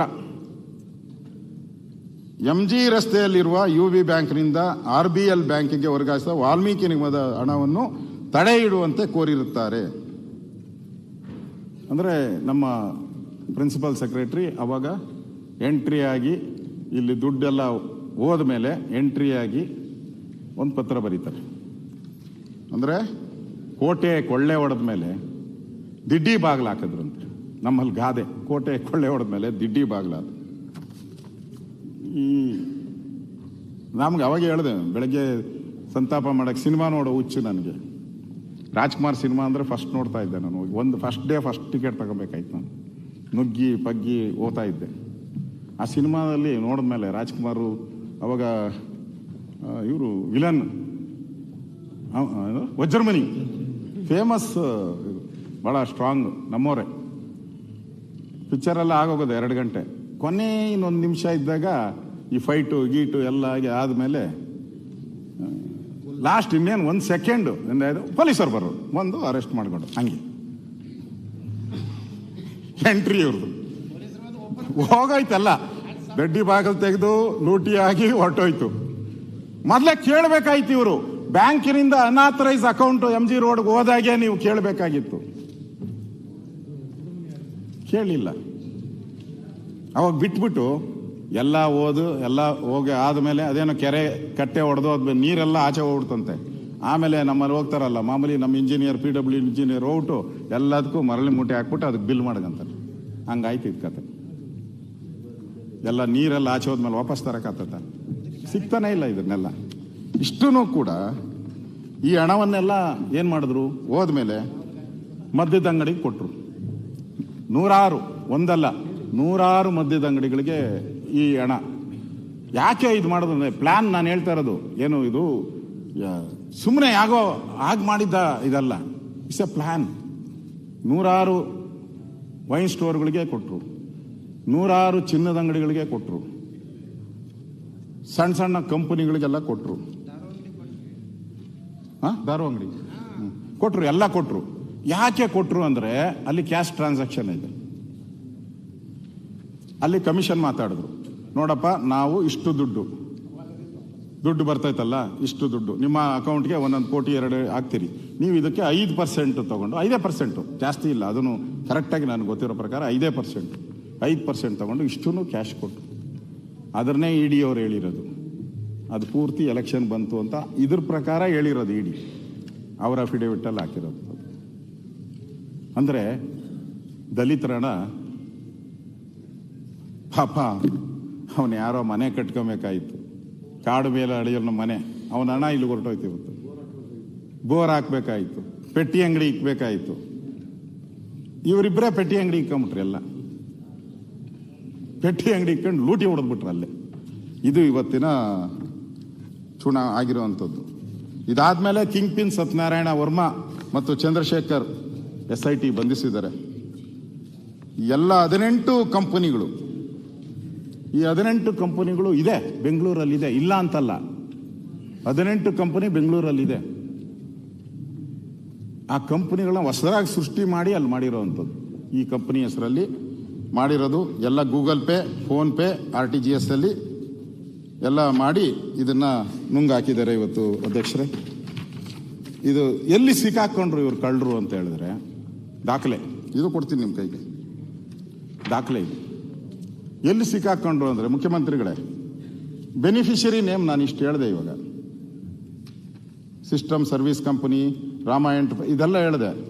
ಎಲ್ಲಿ ಸಿಕ್ಕಾಕೊಂಡ್ರು ಅಂದ್ರೆ ಅಕೌಂಟ್ ಮಾಡೋರು ಹೆಂಗ್ ಮಾಡೋರು ಗೊತ್ತಾ? ಈ ಕಂಪನಿಗಳೆಲ್ಲ ಬೆಂಗಳೂರಲ್ಲವೇ. ಯಾವುದೋ 5 ವರ್ಷದಿಂದ ಒಂದಾಗೈತೆ, 10 ವರ್ಷದಿಂದ ಒಂದಾಗೈತೆ, 20 ವರ್ಷದಿಂದ ಒಂದಾಗೈತೆ, 3 ತಿಂಗಳಿಂದ ಎಲ್ಲ ಕಂಪನಿಗಳು ರಿಜಿಸ್ಟ್ರೇಷನ್ ಬೇರೆ ಇರ್ತೈತೆ. ಅವ್ರವ್ರ ದಿನ ಬೇಕಾದ್ರೆ ಮಾಡ್ಕೊಂಡವ್ರೆ. ಇವ್ರಿಗೇನು ಅಂತ ಹೇಳಿದ್ರೆ, ಇಷ್ಟು ಅಕೌಂಟನ್ನ ಸೀರಿಯಲ್ ನಂಬರ್ ಪ್ರಕಾರ ಮಾಡವ್ರೆ. ಅಕೌಂಟನ್ನ ಯಾವಾಗೋ ಇರೋದು ಅಂದ್ರೆ ರಿಜಿಸ್ಟರ್ ಆಗ್ಬೇಕಾದ್ರೆ ಅವ್ರ ಮನ್ಸಿಗೆ ಬಂದದ ದಿನ ಮಾಡ್ಕೊಬೇಕಾಯ್ತು. ಅಕೌಂಟ್ ನಂಬರು ಹೇಗೆ ಮಾಡಿದ್ದಾರೆ ಅಂದರೆ, ಕೊನೆ ನಂಬರ್ಗಳು ಮಾತ್ರ ನಾನು ಹೋಗ್ತೀನಿ. ದೊಡ್ಡ ನಂಬರ್ ಇದೆ, ಜಾಸ್ತಿ ನಂಬರ್ ಇದೆ.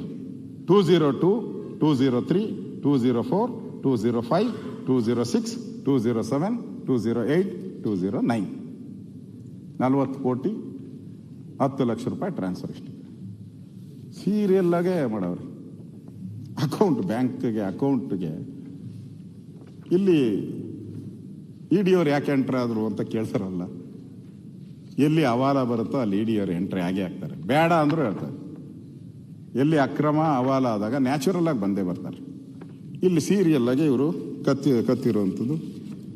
ಬೇನಾಮಿ ಹೆಸರಿಗೆ 40 ಕೋಟಿ ಕಳಿಸಿರೋ ಚೆಕ್ಕೂ ಕೊಡ್ತೀನಿ ನಿಮಗೆ. ಇಲ್ಲಿ ಚೆಕ್ಕೂ ಇದೆ. ಇವರು RTGS ಮಾಡಿರೋದು ನೋಡಿ, ಇಲ್ಲಿ ಡೀಟೇಲ್ ಆಗಿ ಕೊಟ್ಟಿದ್ದೀನಿ. ಇವಾಗ ಮಾನ್ಯ ಮುಖ್ಯಮಂತ್ರಿಗಳು SIT ಮಾಡಿದ್ಮೇಲೆ ಅವರು ಸತ್ಯನಾರಾಯಣ ವರ್ಮಾ ಹತ್ರ 8.21 ಕೋಟಿ ವಸೂಲಿ ಮಾಡವ್ರೆ. ಅವ್ರು ಬರೀ ಐಷಾರಾಮಿ ಕಾರು ಎತ್ತ ಇತ್ತು, ಅದನ್ನು ಕಿತ್ಕೊಂಡು ಮತ್ತೆ ವಾಪಸ್ಸು ದುಡ್ಡು ವಸೂಲಿ ಮಾಡಿದ್ದಾರೆ. ನಿಗಮದ MD ಪುತ್ರನ ಹೆಸರಲ್ಲಿ 3.5 ಕೋಟಿ ಇತ್ತು, ಅದು ನೆಲಮಂಗಲದಲ್ಲಿ ಸೀಸ್ ಮಾಡಿದ್ದಾರೆ. ಆ ಪುತ್ರನ ಹೆಸರಲ್ಲಿ ಇಟ್ಟಿದ್ದವನು ಅಲ್ಲಿ ನೆಲಮಂಗಲದಲ್ಲಿ ಜಪ್ತಿ ಮಾಡಿದ್ದಾರೆ ಅವ್ರ ಫ್ರೆಂಡ್ ಮನೆಯಲ್ಲಿ. ನೆಕ್ಕುಂಡಿ ಮತ್ತು ಸತ್ಯನಾರಾಯಣ ವರ್ಮಾ ಅವರು ನಾಗೇಂದ್ರನ ಆಪ್ತ ಹರೀಶ್ ಬಳಿ 25 ಲಕ್ಷ, ದಗ್ಗಲ್ ಆಪ್ತನಿಂದ 55 ಲಕ್ಷ ಅದು ಅವ್ರಿಗೆ ಹೋಗಿದೆ ದುಡ್ಡು. ಉಳಿದಾಣ ಏನಾಗಿದೆ ಅಂತ ಇನ್ನೂ ಹುಡುಕ್ತಾ ಇದ್ದಾರೆ, ಇನ್ನೂ ಸಿಗ್ತಾ ಇಲ್ಲ. ಅಂದರೆ ಔಟ್ ಇದೆ, ಎಲ್ಲೆಲ್ಲೋ ಸಿಗೋದು ಕಷ್ಟ ಅಂತ ನನಗನ್ನಿಸುತ್ತೆ. ಇಲ್ಲಿ ಇಂಪಾರ್ಟೆಂಟು ಅವನು ಪದ್ಮನಾಭು ಮತ್ತು ಇನ್ನೊಬ್ಬ ನಾಗರಾಜ್ ಏನೋ ಹೇಳ್ತೀನಿ ಅವನು, ಅಲ್ಲ ಪರಶುರಾಮ್, ಪದ್ಮನಾಭು ಪರಶುರಾಮ್ ಎಷ್ಟು ಛತ್ರಿ ಅನ್ನೋದಕ್ಕೆ ಅವನು ದಾಖಲೆ ಸೃಷ್ಟಿ ಮಾಡ್ಕೊಂಡವನು. ಅಧ್ಯಕ್ಷರೇ, ಅವನು ಸಿಕ್ಕಾಕೊಂಬಿಟ್ಟ. ಗೊತ್ತಾದ ತಕ್ಷಣ ಅವನೇನು ಮಾಡಿದ್ದಾನೆ, ನಾನು ಮಾಡಿಲ್ಲ ಅನ್ನೋದಕ್ಕೆ ಒಂದು ದಾಖಲೆ ಸೃಷ್ಟಿ ಮಾಡ್ಕೊಂಡ. ಅವನು ಫೋನ್ ಮಾಡ್ದ. ಅವನು ಯಾರಿಗೆ? ಡೀಲ್ ಸಂಭಾಷಣೆ, ಡೀಲ್ ಮಾತುಕತೆ. ಈ ಡೀಲ್ ಮಾತುಕತೆಯಲ್ಲಿ ಮಾಜಿ ಸಚಿವ ಬಿ ನಾಗೇಂದ್ರ ಹೆಸರು ಪ್ರಸ್ತಾವ ಆಗ್ತೈತೆ. ಅವರ ಸೋದರ ಸಂಬಂಧಿ ಬಳ್ಳಾರಿಯ ನೆಕ್ಕುಂಡಿ ನಾಗರಾಜ್ ಇಡೀ ಪ್ರಕರಣದ ಸೂತ್ರಧಾರಿ. ಒಟ್ಟು 14 ನಿಮಿಷ ಫೋನ್ ಸಂಭಾಷಣೆ ಇವೆಲ್ಲ ಇದೆ. ಓದ್ಬಿಡ್ತೀನಿ ಏನಾದ್ರಲ್ಲಿ ಹೆಂಗೆ ಡೀಲ ಹೆಂಗಾಯ್ತು ಅಂತ. ಕಾನ್ವರ್ಜೇಷನ್ ಸ್ವಲ್ಪ ಇಂಪಾರ್ಟೆಂಟ್. ಇದು ಕೇಸ್ ಪೂರ್ತಿ ಟರ್ನಿಂಗ್ ಪಾಯಿಂಟ್ ಇದೆ. ಅಂದರೆ ಇದೆಲ್ಲ ರೆಕಾರ್ಡಲ್ಲಿರೋದು. ಮಾತಾಡಿ ಎಷ್ಟು ಚಾಲೂಕಿದ್ದಾನೆ ಇವನು ಅಂತೇಳಿ. ನಾನು ಸಿಕ್ಕಾಕೊಂಡಿದ್ದೀನಿ, ನಾನು ಮಾಡಿಲ್ಲ ನಿನ್ನ ಮೇಲೆ ಅಂತ ಹೇಳೋದಕ್ಕೆ ಮಾಡಿದ್ರು.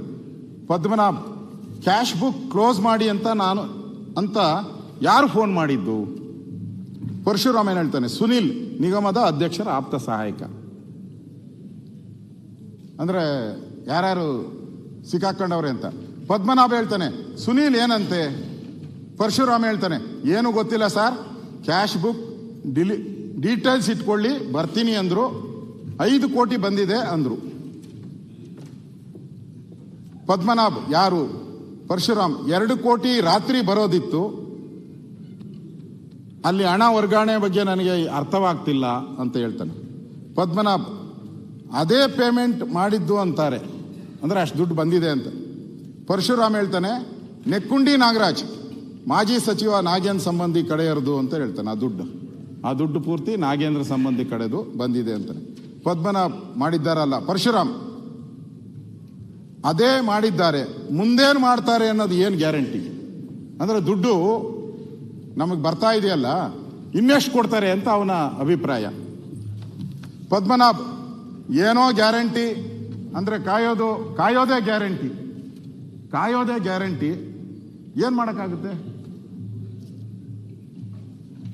ಪರಶುರಾಮ್ ನಿಮ್ಮ ಜೊತೆ ಯಾರು ಕಾಂಟ್ಯಾಕ್ಟ್ನಲ್ಲಿ ಇದ್ದಾರೆ? ಪದ್ಮನಾಭ್ ಅದೇ ನಾಗರಾಜ್ ಬಾಮೈದ, ಮಿನಿಸ್ಟರ್ ಬಾಮೈದ. ಪರಶುರಾಮ್ ನಾನು ಅವತ್ತೇ ಹೇಳಿದೆ ಸರ್. ಪರಶುರಾಮ ಸಾರ್ ನಾನು ಅವತ್ತೇ ಹೇಳಿದೆ ಸರ್, ಬೇಡ ಅಂತ. ಈ ಪದ ಹೇಳೋದೋ ಬೇಡ ಗೊತ್ತಿಲ್ಲ. ಈ ಸೂ ಅಂತ ಹಾಕವ್ರೆ ಅದ್ರಲ್ಲಿ, ಅಂದರೆ ಮುಂದಕ್ಕೇನು ಹೇಳಂಗಿಲ್ಲ. ಈ ಮಕ್ಕಳು ಬಂದ್ರಲ್ಲ ಸರ್ ಅಂತ, ಅಂದರೆ ಈ ಸೂ ಅಂತ ಹಾಕ್ಬಿಟ್ಟು ಮಕ್ಕಳು ಬಂದ್ರಲ್ಲ ಸರ್ ಅಂತ ಆಡಿಯೋದಲ್ಲಿ ಬಂದಿರೋದು. ಮುಂದಕ್ಕೆ ನಿಮ್ಗೆ ಗೊತ್ತಿದೆ ಏನಂತಂದ್ರೆ ಬಂದ್ರಲ್ಲ ಸರ್. ಪದ್ಮನಾಭ್ ನಾವು ಅದನ್ನು ಹೇಳಬಾರ್ದು. ಮಿನಿಸ್ಟರ್ ಆಫೀಸಿಂದ ಹೇಳಿದ್ರು, ನಾಗರಾಜ್ ಕಡೆಯಿಂದ ಒತ್ತಡ ಬಂತು, ನಾವು ಆಯಿತು ಅಂತ ಇದ್ದ ಅಕೌಂಟನ್ನು ಟ್ರಾನ್ಸ್ಫರ್ ಮಾಡಿ ಕೊಟ್ಟೆ. ಇದೊಂದು ಹೇಳ್ಬೇಕು ಸರ್, ಅಂದರೆ ಮಿನಿಸ್ಟರ್ ಆಫೀಸಿಂದ ಬಂತು, ಅದೊಂದು ಹೇಳ್ಬೇಕು ಸರ್. ಒಂದೇ ಮಾತಿನಲ್ಲಿ ಹೇಳಬೇಕು, ನಾವು ಕಂಪ್ಲೇಂಟ್ ಮಾಡಿದ್ವಿ ಅಂದರೆ ಅವಾಗ ನಾನು ಹೇಳಿದ್ನಲ್ಲ, ಪೊಲೀಸ್ ಕಂಪ್ಲೇಂಟ್ ಕೊಟ್ಟ ಇವನು ಡೀಲ್ ಮಾಸ್ಟರ್ ಅಂತ. ಎಲ್ಲ ಫೇಕ್ ಸಿಗ್ನೇಚರ್, ಅಂದರೆ ಎಲ್ಲೆಲ್ಲಿ ನಾವು ಬ್ಯಾಂಕಲ್ಲಿ ಏನೇನು ಮಾಡಿದ್ರೆ ಅದೆಲ್ಲ ಫೇಕ್ ಸಿಗ್ನೇಚರ್, ಫೇಕ್ ವ್ಯಕ್ತಿಗಳಿಗೆ ಚೆಕ್ ಕೊಟ್ಟಿದ್ದಾರೆ. ನಾವು ಕಂಪ್ಲೇಂಟ್ ಕೊಟ್ಟಿದ್ದೀವಿ ಅಲ್ವಾ, ದುಡ್ಡು ಬಂದ ಮೇಲೆ ಅದ್ರ ಮೇಲೆ ಏನೇನು ಆಕ್ಷನ್ ಬೇಕೋ ತಗೊಳ್ಳೋಣ, ದುಡ್ಡು ಬಂದ್ಬಿಟ್ರೆ ಅಕೌಂಟ್ಗೆ ನಾವು ಮಾಡೋಣ ಅಂತ. ಪರಶುರಾಮ್ ಹೇಳ್ತಾನೆ ಬ್ಯಾಂಕ್ನವರು ಈ ಕೇಸ್ ಮಾಡ್ತಿದ್ದಾರಲ್ಲ ಸರ್, ನಮ್ಮ ದುಡ್ಡು ನಮಗೆ ಕೊಡ್ತಾರಾ, ಮುಂದೇನು ಮಾಡೋದು? ಅಂದರೆ ನಾವು ಡೀಲ್ ಕಮಿಷನ್ ದುಡ್ಡು ಐತಲ್ಲ, ಇದೆಲ್ಲ ಆದ್ಮೇಲೆ ನಮ್ಮ ದುಡ್ಡು ನಮಗೆ ಕೊಡ್ತಾರಾ ಸಾರ್ ಅಂತ ಕೇಳ್ತಾನೆ. ಪದ್ಮನಾಭ ಹೇಳ್ತಾನೆ ಇಂಪಾರ್ಟೆಂಟ್ ಸರ್ ಇದು. ಪದ್ಮನಾಭ ಹೇಳ್ತಾನೆ CBI ಬರುತ್ತೆ, ಯತ್ನಾಳ್ರೆ CBI ಬರುತ್ತೆ, 2 ವರ್ಷ ಜೈಲಲ್ಲಿ ಇರಬೇಕಾಗ್ತದೆ. CBI ಬರುತ್ತೆ, 2 ವರ್ಷ ಜೈಲಲ್ಲಿ ಇರಬೇಕಾಗ್ತದೆ, ಜಾಮೀನು ಮಾಡಿಸ್ಕೊಬೇಕು ಅಷ್ಟೇ ಅಂತಾರೆ.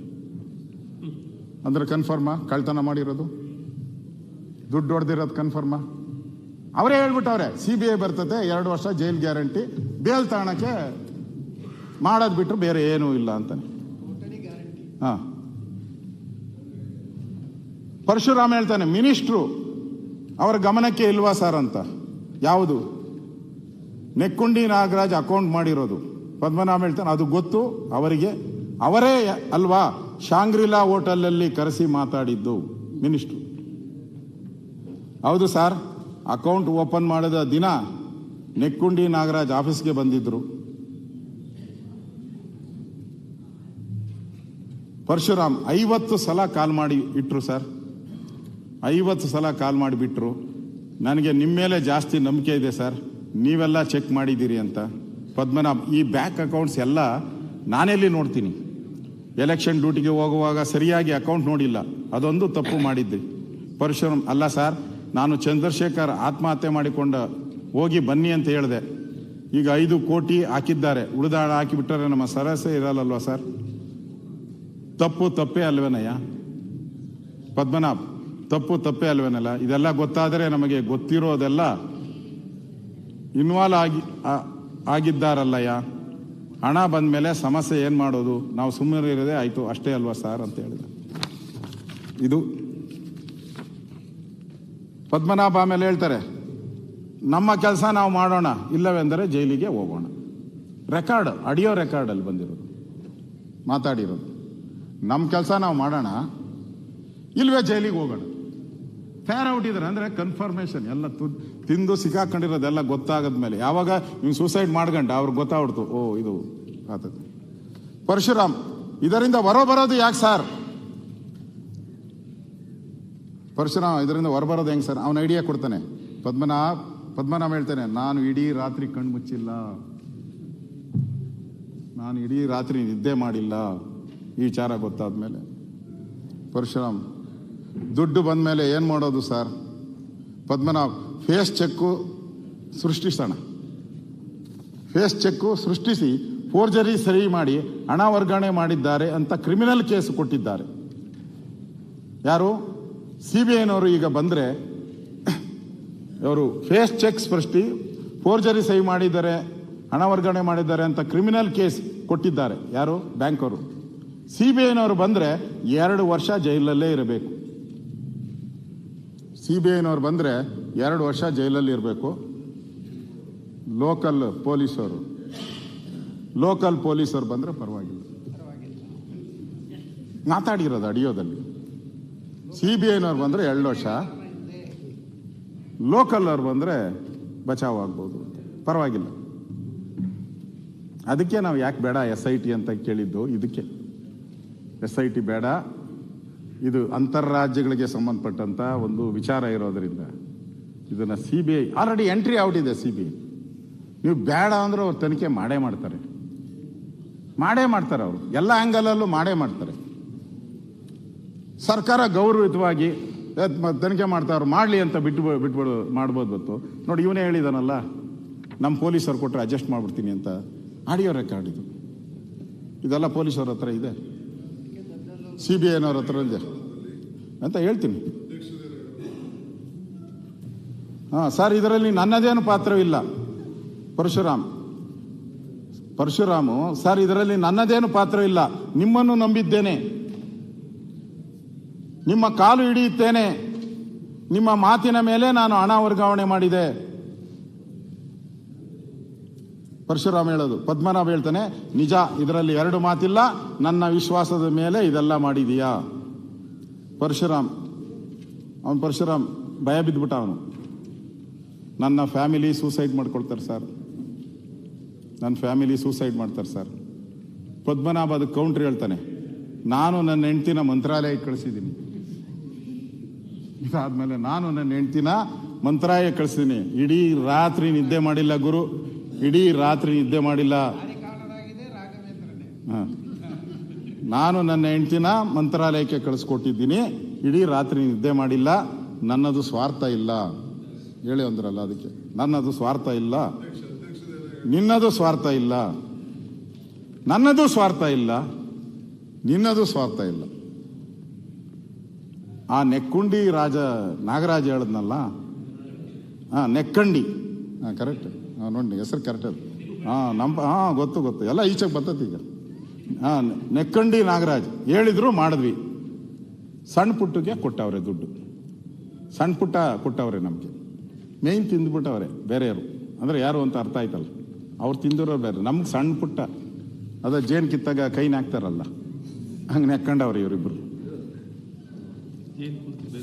ಜೇನೆಲ್ಲ ಹೋಯ್ತು, ಅವರು ಹಿಂಡ್ಗಂಡು ಬಾಟ್ಲಿಗೆ ಹಾಕೊಂಡು ತಗೊಂಡು ಹೋಗ್ತಾರೆ. ಹೊಡ್ದು ಎಲ್ಲೋ ಗಲಾಟೆ ಮಾಡ್ತಾರೆ, ಹೇಳ್ಬೇಡ ಹಂಗೆ. ಹೇಳಿದ್ರು, ಸಣ್ಣ ಪುಟ್ಟ ಕೊಟ್ಟಿದ್ದಾರೆ. ಪರಶುರಾಮ್, ನಿಮ್ಮ ಜೊತೆ ನಾನು ಇರ್ಬೇಕು ಸರ್. ಪದ್ಮನಾಭ ಹೇಳ್ತಾನೆ, ನಾನು ಇರುತ್ತೇನೆ, ನನಗೆ ಯಾರು ಲಾಯರ್ ಇರುತ್ತಾರೋ ಅವರೇ ನಿನಗೂ ಇರ್ತಿರ್ತಾರೆ, ಎದರ ಬೇಡ. ನನ್ಗೆ ಯಾರು ಲಾಯರ್ ಇರ್ತಾರೋ ಅವ್ರನ್ನೇ ನಿನಗೂ ಲಾಯರ್ ಇಡ್ತೀನಿ, ಎದುರು ಬೇಡ. ಪರಶುರಾಮ್, ಅದಕ್ಕೆ ಸರ್ ನಾವಿಬ್ಬರು ಚೇರ್ಮನ್ ಬಸವನಗೌಡ ದೊಡ್ಡಲ್ಲ ಹತ್ರ ಹೋಗಿ ಮಾತಾಡೋಣ. ಅದಕ್ಕೆ ನಾನು ಬೆಳಗ್ಗೆ ಹೋಗಿದ್ದೆ, ಅವರಿಗೆ ಬಸವನಗೌಡ ವಿಶ್ ಮಾಡಿ ಬಂದೆ. ಸುನೀಲ್ ಅಲ್ಲೇ ಇದ್ದ ಅಂತ. ಸುನೀಲ್ ಹೇಳಿದ್ದನ್ನು ಅವರು ಕೇಳ್ತಾರೆ ಅಷ್ಟೇ ಅಂತಾರೆ. ಹೌದು, ಸುನೀಲ್ ಹೇಳಿದರಷ್ಟೇ ಕೇಳುತ್ತಾರೆ. ಆಡಿಟ್ರು ಬರ್ತಾರೆ ಅಂತ ಅವ್ರ ಜೊತೆ ಮಾತಾಡಿ ಟೆಂಪ್ಟ್ ಆಗಬೇಡ. ಆಡಿಟ್ರು ಬರ್ತಾರೆ, ಯಾರು? ಸುನೀಲ್ ಹೇಳಿದಷ್ಟೇ ಕೇಳ್ತಾರೆ. ಯಾರು? ಮಿನಿಸ್ಟ್ರು. ಆಡಿಟ್ರು ಬರ್ತಾರೆ, ಅವ್ರ ಜೊತೆ ಮಾತಾಡಿ ಟೆಂಪ್ಟ್ ಆಗಬೇಡ, ಕೂಲ್ ಆಗಿರು, ನಡಿ ಹೋಗೋಣ. ಇದು ಸನ್ಮಾನ್ಯ ಅಧ್ಯಕ್ಷರೇ, ಇದು ಇನ್ನೆಷ್ಟೊತ್ತಿದೆ ಶಾಮೀಲಾಗಿರುವಂತ. ನಾಳೆ ಮಾತಾಡಲ್ಲ, ಅಲ್ಲ ಕೇಳಿದ್ರು, ಮಾತಾಡಿ. ಇನ್ನು ರಾಜ್ಯದ ಜನತೆ ಮಾತಾಡ್ಲಿ ನಮ್ಮ ಫೈನಾನ್ಸ್ ಡಿಪಾರ್ಟ್ಮೆಂಟ್ ಇನ್ವಾಲ್ವ್ಮೆಂಟ್ ಹೆಂಗೆ ಅನ್ನೋದಕ್ಕೆ ಮಾತಾಡ್ತೀವಿ. ಅದಕ್ಕೆ ಸನ್ಮಾನ್ಯ ಸಭಾಧ್ಯಕ್ಷರೇ, ಈ ಆಡಿಯೋದಲ್ಲಿ ಕ್ಲಿಯರ್ ಕಟ್ ಆಗಿ ಬಂದಿದೆ. ನನ್ನ ಆತ್ಮೀಯ ಸ್ನೇಹಿತರಾದಂಥ ಡಿ ಕೆ ಶಿವಕುಮಾರ್ ಅವರು ಕಾಂಗ್ರೆಸ್ ಪಾರ್ಟಿ ಅಧ್ಯಕ್ಷರಾಗಿ ಅವ್ರು ಏನು ಹೇಳಬೇಕು ಅದನ್ನು ಹೇಳಿದ್ದಾರೆ. ಈ ಸಂಭಾಷಣೆ ನೋಡಿದ ಮೇಲೂ ಡೌಟ್ ಆಯ್ತು ಯಾರಿಗನ. ಈ ಸಂಭಾಷಣೆ ಕೇಳಿದ ಅವರು ಕೇಳಲಿಲ್ಲ, ಅವ್ರು ಕೇಳಲಿಲ್ಲ. ಅಲ್ಲಿ ಇವ್ರ ಹತ್ರ ಶಾಸಕರು ಹಂಗಾಗಿ ಈ ಹಣದ ವರ್ಗಾವಣೆಯಲ್ಲಿ ಆದೇಶ ನೀಡಿದವರು ಯಾರು, ಎಲ್ಲೆಲ್ಲಿ ದುಡ್ಡು ಹೋಗಿದೆ, ಈ ಹಗರಣದಿಂದ ಇರೋಂಥ ಕಾಣದ ಕೈಗಳು ಎಷ್ಟೆಷ್ಟು ಕೈ ಇದೆಯೋ ಗೊತ್ತಿಲ್ಲ ನಮಗೂ. ಆ ಕೈಗಳು ಯಾವ್ದಾವುದು ಅಂತ ಈ ತನಿಖೆಯಲ್ಲಿ ಈಚೆ ಬರಬೇಕು. SIT ನಾಟಕ ಆಡಿ ಹಳ್ಳ ಇಡ್ಸಕ್ಕೆ ಹೋಗ್ಬಾರ್ದು. ನಿಗಮದ ಹಣ ಏನಿದೆ ಅದು ಜನಗಳಿಗೆ ತಲುಪಬೇಕು. ಈ ಸರ್ಕಾರ ಉತ್ತರ ಕೊಡಬೇಕು. ಸ್ವಚ್ಛ ಆಡಳಿತ, ಪಾರದರ್ಶಕತೆ, ಪ್ರಾಮಾಣಿಕತೆ ಸಿದ್ದರಾಮಯ್ಯನವರ ಭಾಷಣಕ್ಕೆ ಸೀಮಿತ ಆಗಬಾರದು. ದಲಿತರ ಬಗ್ಗೆ ಮೊಸಳೆ ಕಣ್ಣೀರು ಸುರಿಸುತ್ತಿರುವ ಕಾಂಗ್ರೆಸ್ ಮುಖಂಡರು ಈ ಪ್ರಕರಣದಲ್ಲಿ ಇಚ್ಛಾಶಕ್ತಿಯನ್ನು ಪ್ರದರ್ಶಿಸಬೇಕು. ಸಿದ್ದರಾಮಯ್ಯನವರು ಇದಕ್ಕೆಲ್ಲ ಉತ್ತರವನ್ನು ಕೊಡಬೇಕು. ಇದು ಅಂತಾರಾಜ್ಯದ ಬಳಕೆ ಆಗಿರೋದ್ರಿಂದ ಇದು CBI ತನಿಖೆ ಆಗಬೇಕು ಅನ್ನೋದು ನಾನು ಆಗಲೇ ಹೇಳಿದ್ದೀನಿ. ಇಲ್ಲಿ ತಿಪ್ಪೆ ಸಾರಿಸುವಂಥ ಕೆಲಸವನ್ನೇ SIT ಅವರು ಮಾಡಬಾರ್ದು. ಹಣಕಾಸು ಇಲಾಖೆಯ ಪ್ರತಿಯೊಂದು ಪೈಸೆ ಲೆಕ್ಕಕ್ಕಿರಬೇಕು. ಅದೊಂದು ತಾಂತ್ರಿಕ ವ್ಯವಸ್ಥೆ. ಅದು ಹಿಂದೆ ಎಲ್ಲ ಏನೋ ಓಚರ್ಗಳು ಬರೆದ್ಬಿಟ್ಟು ಓಚರ್ ಹರಿದು ಬಿಸಾಕೋರು ಆಗೋರು. ಈಗ ಹಂಗಲ್ಲ, ಕಂಪ್ಯೂಟರ್ ಕಾಲ. ಪ್ರತಿಯೊಂದು ಲೆಕ್ಕ ಬೇಕೇ ಬೇಕು. ನಾವೇನೋ ಫೈನಾನ್ಸ್ ಡಿಪಾರ್ಟ್ಮೆಂಟ್ ಹೋಗಿ ಅಲ್ಲಿದ್ರೆ ತಾವು ಅಲ್ದಿದ್ದೀರ, ನೋಡಿದಿರಲ್ಲ. 1 ಕೋಟಿ ತಗೊಬೇಕಾದ್ರೆ ಅವ್ರ ಹತ್ರ 1 ಕೋಟಿಗೆ 1 ವರ್ಷ ಸತಾಯಿಸ್ತಾರೆ. ಇನ್ನೇನು ಮಾರ್ಚ್ ಬಂದಾಗ ಸರ್ ನೆಕ್ಸ್ಟ್ ಇಯರ್ ಕೊಟ್ಬಿಡ್ತೀರಿ ಅಂತಾರೆ. ಅಂಥವರು ಈ 180 ಕೋಟಿ ಗುಳಿ ಮಾಡಿದ್ರು ಕೂಡ ನಮಗೇನು ಸಂಬಂಧ ಇಲ್ಲ ಅಂತ ಹೇಳ್ತಾರೆ. ಡಿಜಿಟಲ್ ಮತ್ತು ಆನ್ಲೈನ್ ಪದ್ಧತಿ ಅಳವಡಿಸ್ಕೊಂಡಿದ್ದೀರಿ ನಾವು.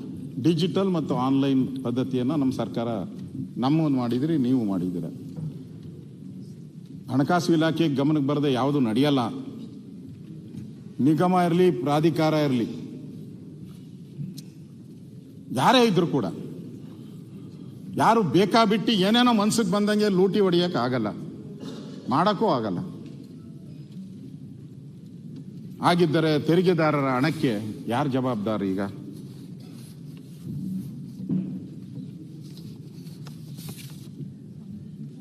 ಆ ದೃಷ್ಟಿಯಿಂದ ನಾನು ಈ ಸರ್ಕಾರದಲ್ಲಿ ಹಣ ದುರುಪಯೋಗ ಆಗದಂತೆ ಮಾನ್ಯ ಮುಖ್ಯಮಂತ್ರಿಗಳು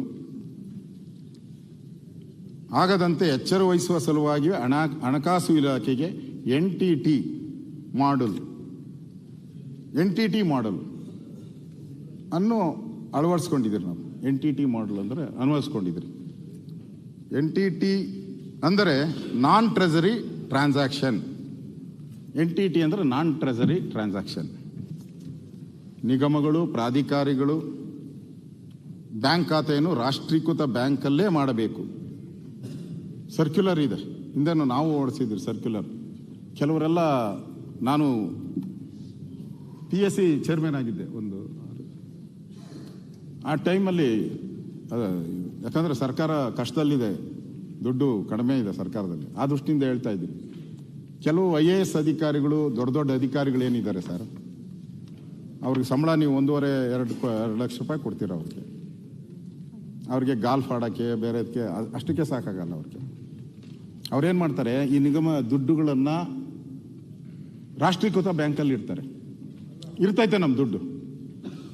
ಏನು ಮಾಡ್ತಾರೆ ಅವರು, ಪ್ರೈವೇಟ್ ಬ್ಯಾಂಕ್ಗೆ ತಗೊಂಡೋಗಿ ಹಾಕ್ತಾರೆ. ಪ್ರೈವೇಟ್ ಬ್ಯಾಂಕ್ ಗೊತ್ತಲ್ಲ, ಅಲ್ಲಿ ಒಂದು ಬಡ್ಡಿ ಜಾಸ್ತಿ ಕೊಡ್ತಾರೆ, ಮತ್ತು ಲೋನ್ಗೂ ಜಾಸ್ತಿ ಟ್ಯಾಕ್ಸ್ ಮಾಡ್ತಾರೆ. ಅವರು ಈಗ ಯಾವುದೋ ಒಂದು ಶುಗರ್ ಫ್ಯಾಕ್ಟ್ರಿ ಓಪನ್ ಮಾಡಿರ್ತಾರೆ. ಶುಗರ್ ಫ್ಯಾಕ್ಟ್ರಿಗೆ ಎಷ್ಟು ಬೇಕು? 300-400 ಕೋಟಿ ಬೇಕು. ಇವರು ಈ ದುಡ್ಡನ್ನೆಲ್ಲ ಅಲ್ಲಿಗೆ ಕೋಆಪರೇಟಿವ್ ಬ್ಯಾಂಕ್ಗಳಿಗೆ ಟ್ರಾನ್ಸ್ಫರ್ ಮಾಡ್ತಾರೆ. ಯಾವನೋ ಶುಗರ್ ಫ್ಯಾಕ್ಟ್ರಿ ಅವನಿಗೆ ಟ್ರಾನ್ಸ್ಫರ್ ಮಾಡ್ತಾರೆ. ಆ ಶುಗರ್ ಫ್ಯಾಕ್ಟ್ರಿಯನ್ನು ಅವ್ರಿಗೊಂದು ಕೊಡ್ತಾನಷ್ಟು. 5%, 3% ಕೊಡ್ತಾನೆ. ಆ ದುಡ್ಡು ಈ ಅಧಿಕಾರಿಗಳಿಗೆ ಬರ್ತದೆ, ಕೋಟ್ಯಾಂತರ ರೂಪಾಯಿ ದುಡ್ಡು. ಇದು ನಾನು ನೋಡಿರೋದು PSC ಯಲ್ಲಿ ಆಗಿರೋದು. ಅಂದರೆ ನಿಗಮ ಅಂತ ಹೇಳಿದ್ರೆ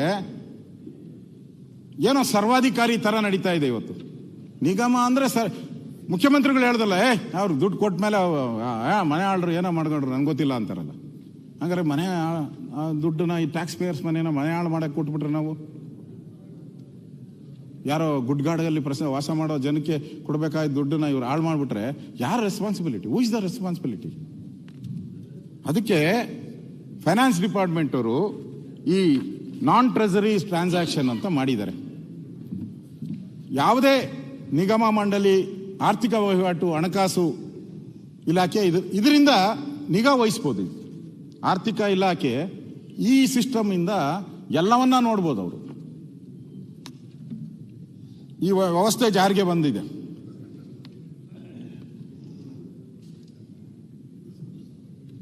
ಈ ಇಲಾಖೆ ನಿಗಮ ಪ್ರಾಧಿಕಾರದ ಆರ್ಥಿಕ ವಹಿವಾಟು ಸಂಬಂಧತೆ ಹೊರಿಸುವ ಸರ್ಕಾರಿ ಆದೇಶ ಸಂಖ್ಯೆ FD 5 TR 2017 ಮುಖ್ಯಮಂತ್ರಿಗಳೇ ಇದ್ರು. ದಿನಾಂಕ 30/1/2000 ಅನುಬಂಧ ಪ್ರಕಾರ ಯಾವುದೇ ಸಂಸ್ಥೆಗಳು ಒಂದು ಪ್ರೈಮರಿ ಅಕೌಂಟ್ ಮಾತ್ರ ಹೊಂದಿರಬೇಕು. ಎಲ್ಲ ರೀತಿಯ ಫಂಡ್ಸು, ಗ್ರಾಂಟ್ಸು ಕಡ್ಡಾಯವಾಗಿ ಅಕೌಂಟ್ನಲ್ಲೇ ಇರಿಸಬೇಕು. ಅದನ್ನು ಈ ಒಂದು ನಾನ್ ಟ್ರೆಸರಿ ಟ್ರಾನ್ಸಾಕ್ಷನ್ಗೆ ಲಿಂಕ್ ಮಾಡಿರಬೇಕು. ಸರ್ಕಾರದ ಆದೇಶ. ಒಂದೇ ಅಕೌಂಟ್, ಒಂದೇ ಬ್ಯಾಂಕಲ್ಲಿ ಒಂದು ಇಡಬೇಕು ಅನ್ನೋದಕ್ಕೆ ಸರ್ಕಾರದ ಆದೇಶ ಹೊರಡಿಸಿದೆ. ಸರ್ಕಾರದ ಕಾಪಿ ಇದೆ. ಯಾವಾಗ? ಸರ್ಕಾರದ ಆದೇಶ 30/1/2017 ಸರ್ಕಾರದ ಆದೇಶ. ಅಂದರೆ the fund account are the primary account shall be open by the local bodies. ಅಂದರೆ ಎಲ್ಲ ಬಾಡೀಸು, ಯಾವ local bodies. All the funds, grants and receipts of the organisation must be compulsorily taken in to this fund account only. This fund account ಅಂದರೆ ಸರ್ಕಾರದ ಆದೇಶನೂ ಇದೆ, ಒಂದೇ ಅಕೌಂಟಲ್ಲಿ ಇಡಬೇಕು ಅಂತೇಳಿ. Any organisation cannot have more than one such fund account ಅಂತ ಹೇಳ್ತಾರೆ. ಅಂದರೆ ಜಾಸ್ತಿ ನೀವು ಅಕೌಂಟು ಮಾಡಂಗಿಲ್ಲ. ಈ ಆದೇಶನೂ ಬಂದಿದೆ. NTD ಆದೇಶ ಏನಿದೆ ಅದ್ರ ಕಾಪಿನೂ ನಾನು ಕೊಡ್ತೀನಿ. ಸರ್ಕಾರದ ನಡವಳಿಕೆ ಇದೇನು, ಯಾಕೆ ಮಾಡಿದ್ದಾರೆ ಏನು ಅಂತೇಳಿ. ಇದು ಅದರದ ಸರ್ಕ್ಯುಲರ್ ಕರ್ನಾಟಕ ಸರ್ಕಾರದ 22-23ನೇ ಸಾಲಿನ ಮೊದಲನೇ ಮತ್ತು ಎರಡನೇ ಕಂತಿನ ಹಣ ಬಿಡುಗಡೆಗೆ ಆರ್ಥಿಕ ಅಧಿಕಾರ ಪ್ರತ್ಯಯೋಜನೆ ಬಗ್ಗೆ. ಅದರಲ್ಲಿ ಹೇಳವ್ರೆ, ಆರ್ಥಿಕ ಇಲಾಖೆಯಿಂದ ಯೋಜನೆಗಳಿಗೆ ಸಂಬಂಧಪಟ್ಟಂತ NTT ಮಾಡೆಲ್ ನಲ್ಲಿ ಲಿಂಕ್ ಮಾಡಲಾದ ಬ್ಯಾಂಕ್ ಖಾತೆಯಲ್ಲಿರುವ ಮೊತ್ತಗಳ ವಿವರಗಳು ಎಲ್ಲ ಕಾರ್ಯದರ್ಶಿಗಳಿಗೆ. ಅಂದರೆ ಇದು ಈ ಮಾಡೆಲ್ಗೆ ಬಂದ ಮೇಲೆ ಸರ್ಕಾರ ಆ ಮಾಡೆಲ್ ತಂದ್ಬಿಟ್ಟಿದೆ. ಅಲ್ಲ, ಈ ನಿಗಮಗಳೆಲ್ಲ ಈ ಮಾಡೆಲ್ಗಿದೆ. ಈಗ ಮಾಡೆಲ್ಗೆ ತಂದ ಮೇಲೆ ಎಲ್ಲ ಕಾರ್ಯದರ್ಶಿಗಳಿಗೆ ಪ್ರತ್ಯೇಕವಾಗಿ ತಿಳಿಸಲಾಗುವುದು. ಯಾವುದೇ ಬಿಡುಗಡೆ ಮಾಡುವ ಮೊದಲು NTT ಮಾಡೆಲ್ ನಲ್ಲಿರುವ ಬ್ಯಾಂಕ್ ಖಾತೆಯ ಲಭ್ಯವಿರುವ ಮತನ ಗಣನೆಗೆ ತೆಗೆದುಕೊಳ್ಳತಕ್ಕದ್ದು ಅಂತ ಅದರಲ್ಲೇ ಮೆನ್ಷನ್ ಮಾಡಿದ್ದಾರೆ. ಕ್ಲಿಯರ್ ಆಗಿದೆ. 17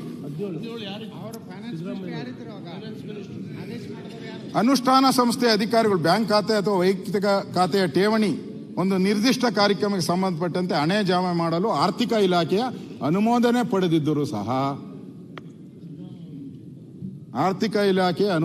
ಪಡೆದಿದ್ದರೂ ಸಹ ಅದನ್ನು ಹಣಕಾಸಿನ ಪ್ರತ್ಯಯೋಜನೆಯ ಅಧಿಕಾರವನ್ನು ಚಲಾಯಿಸುವುದರಿಂದ ವಿನಾಯಿತಿ ಎಂದು ಪರಿಗಣಿಸುವಂತಿಲ್ಲ.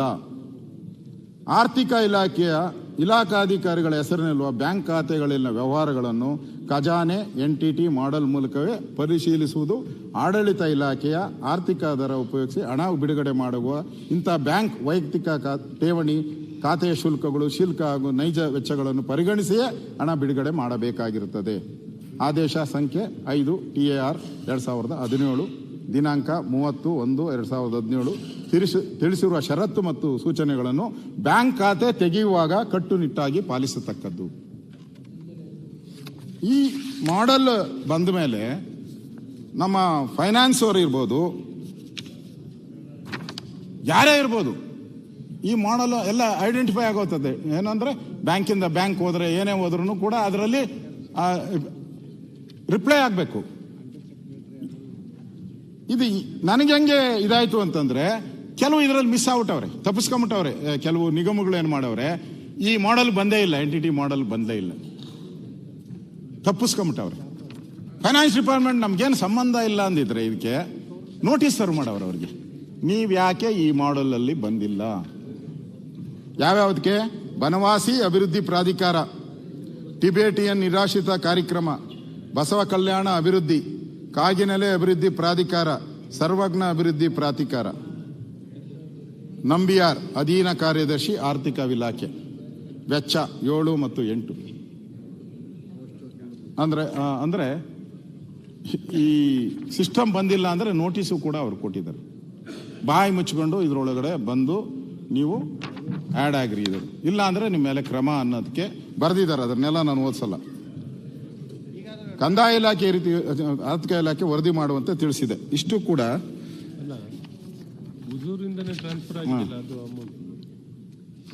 ಆದ್ರಿಂದ ಸನ್ಮಾನ್ಯ ಸಭಾಧ್ಯಕ್ಷರೇ, ಸರ್ಕಾರ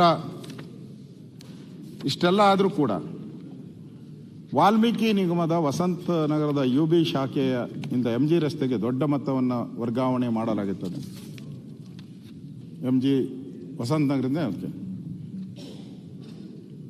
ವರ್ಗಾವಣೆ ಮಾಡುವಾಗ ಫೈನಾನ್ಸ್ ಇಲಾಖೆ ಗಮನಕ್ಕೆ ಬಂದಿರುವುದಿಲ್ಲವೇ? ನಮ್ಮ ಪ್ರಶ್ನೆ ಮತ್ತು ಸಾರ್ವಜನಿಕರ ಪ್ರಶ್ನೆ. ಇಷ್ಟೊಂದು ದೊಡ್ಡ ಸರ್ಕಾರ, 4 ಲಕ್ಷ ಕೋಟಿ ಬಡ್ಜೆಟ್ ಮಾಡುವಂಥ ಜನ ನೀವು, 100 ಜನ, 1000 ಜನ IAS IPS ಅಕೌಂಟೆಂಟು ಏನೇನು ಎಲ್ಲ ಇದ್ದವರು, ಈ 187 ಕೋಟಿ ಪಟಾಪಟ ಅಂತ ಹೋದಾಗ ಈ ಫೈನಾನ್ಸ್ ಇಲಾಖೆಯವ್ರು ಏನು ಮಾಡ್ತಾ ಇದ್ರಿ? ಇಷ್ಟೆಲ್ಲ ನಿಮಗೆ ಸರ್ಚ್ ಮಾಡೋಕ್ಕೆ ನಿಮಗೆ ಆ ಮಾಡೆಲಲ್ಲಿ NTT ಮಾಡೆಲ್ ಅವಕಾಶ ಇತ್ತು, ಯಾಕೆ ಬಿಟ್ರಿ ಅನ್ನೋದು ನನ್ನ ಪ್ರಶ್ನೆ.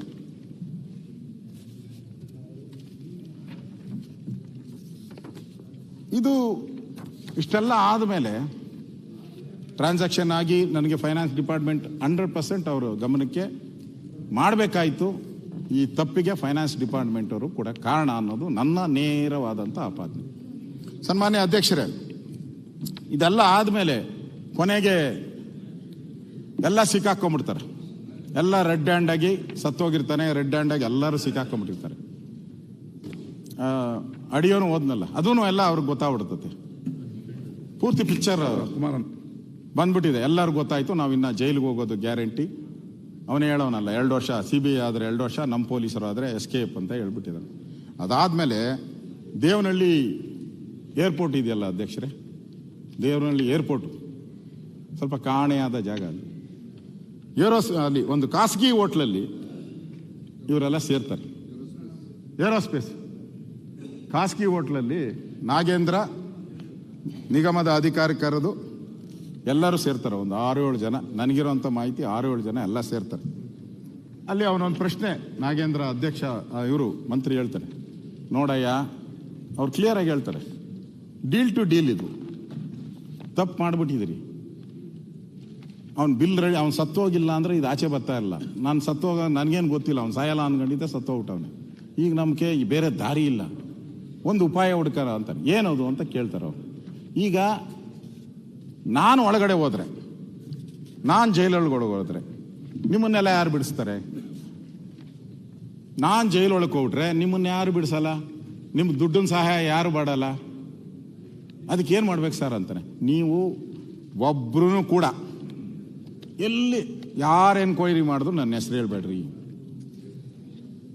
ನಾನು ಅಧಿಕಾರದಲ್ಲಿ ಇದ್ದರೆ ನಿಮ್ಮನ್ನೆಲ್ಲ ಬಚಾವ್ ಮಾಡೋಕ್ಕೆ ಸಾಧ್ಯ.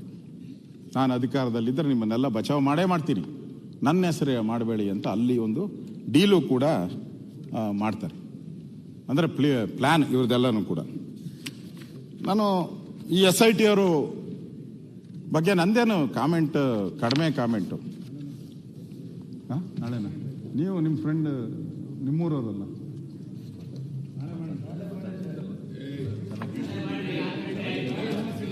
ಆಯ್ತು 8 ಗಂಟೆ ಆದ್ರೂ ನಾವು ಮಾತಾಡ್ತೀವಿ. ಸನ್ಮಾನ್ಯ ಅಧ್ಯಕ್ಷರೇ, ಅವರೊಪ್ಪಲ್ಲ. ಸನ್ಮಾನ್ಯ ಅಧ್ಯಕ್ಷರೇ, ನಮ್ಮದು ಶಾಸಕಾಂಗ ಪಕ್ಷ ಸಭೆ ಇತ್ತು, ಶಾಸಕಾಂಗ ಸಭೆ ಇದೆ ನಮ್ಮದು ಇವತ್ತು. ನೀವು ಒಳ್ಳೆ ಇನ್ನೂ ಎಷ್ಟು ಪೇಪರ್ ಇದೆ ನೋಡಿ, ಇನ್ನೂ ಪೇಪರ್ ಇದೆ. ನಾಳೆಗೆ ಹೇಳಿ, ನಾಳೆ ನಮ್ದು ಶಾಸಕಾಂಗ ಸಭೆ ಇದೆ ಸರ್, ನಾನೇ ಕರೆದಿದ್ದೀನಿ. ಒಂದು ಅರ್ಧ ಗಂಟೆ ನಾಳೆ ಒಂದು ಅರ್ಧ ಗಂಟೆ ಮುಗಿಸ್ಬಿಡಿ. ಲೇಟಾಗಿ ಹೋದ್ರೆ ಆಗಲ್ಲ. ಅದು ಅರ್ಧ ಗಂಟೆ ಮಾತಾಡಿ ಫಿನಿಶ್ ಮಾಡಿ. ಅಣ್ಣ ಲೇಟಾಗಿ ಹೋದ್ರೆ ಹೋಗ್ಬೋದು, ಲೇಟ್ ಮಾಡಿ. ಅಲ್ಲ ಅಶೋಕ್ ಅವರೇ 3 ಗಂಟೆಗೂ ಹೆಚ್ಚು ಮಾತನಾಡಿದ್ದಾರೆ.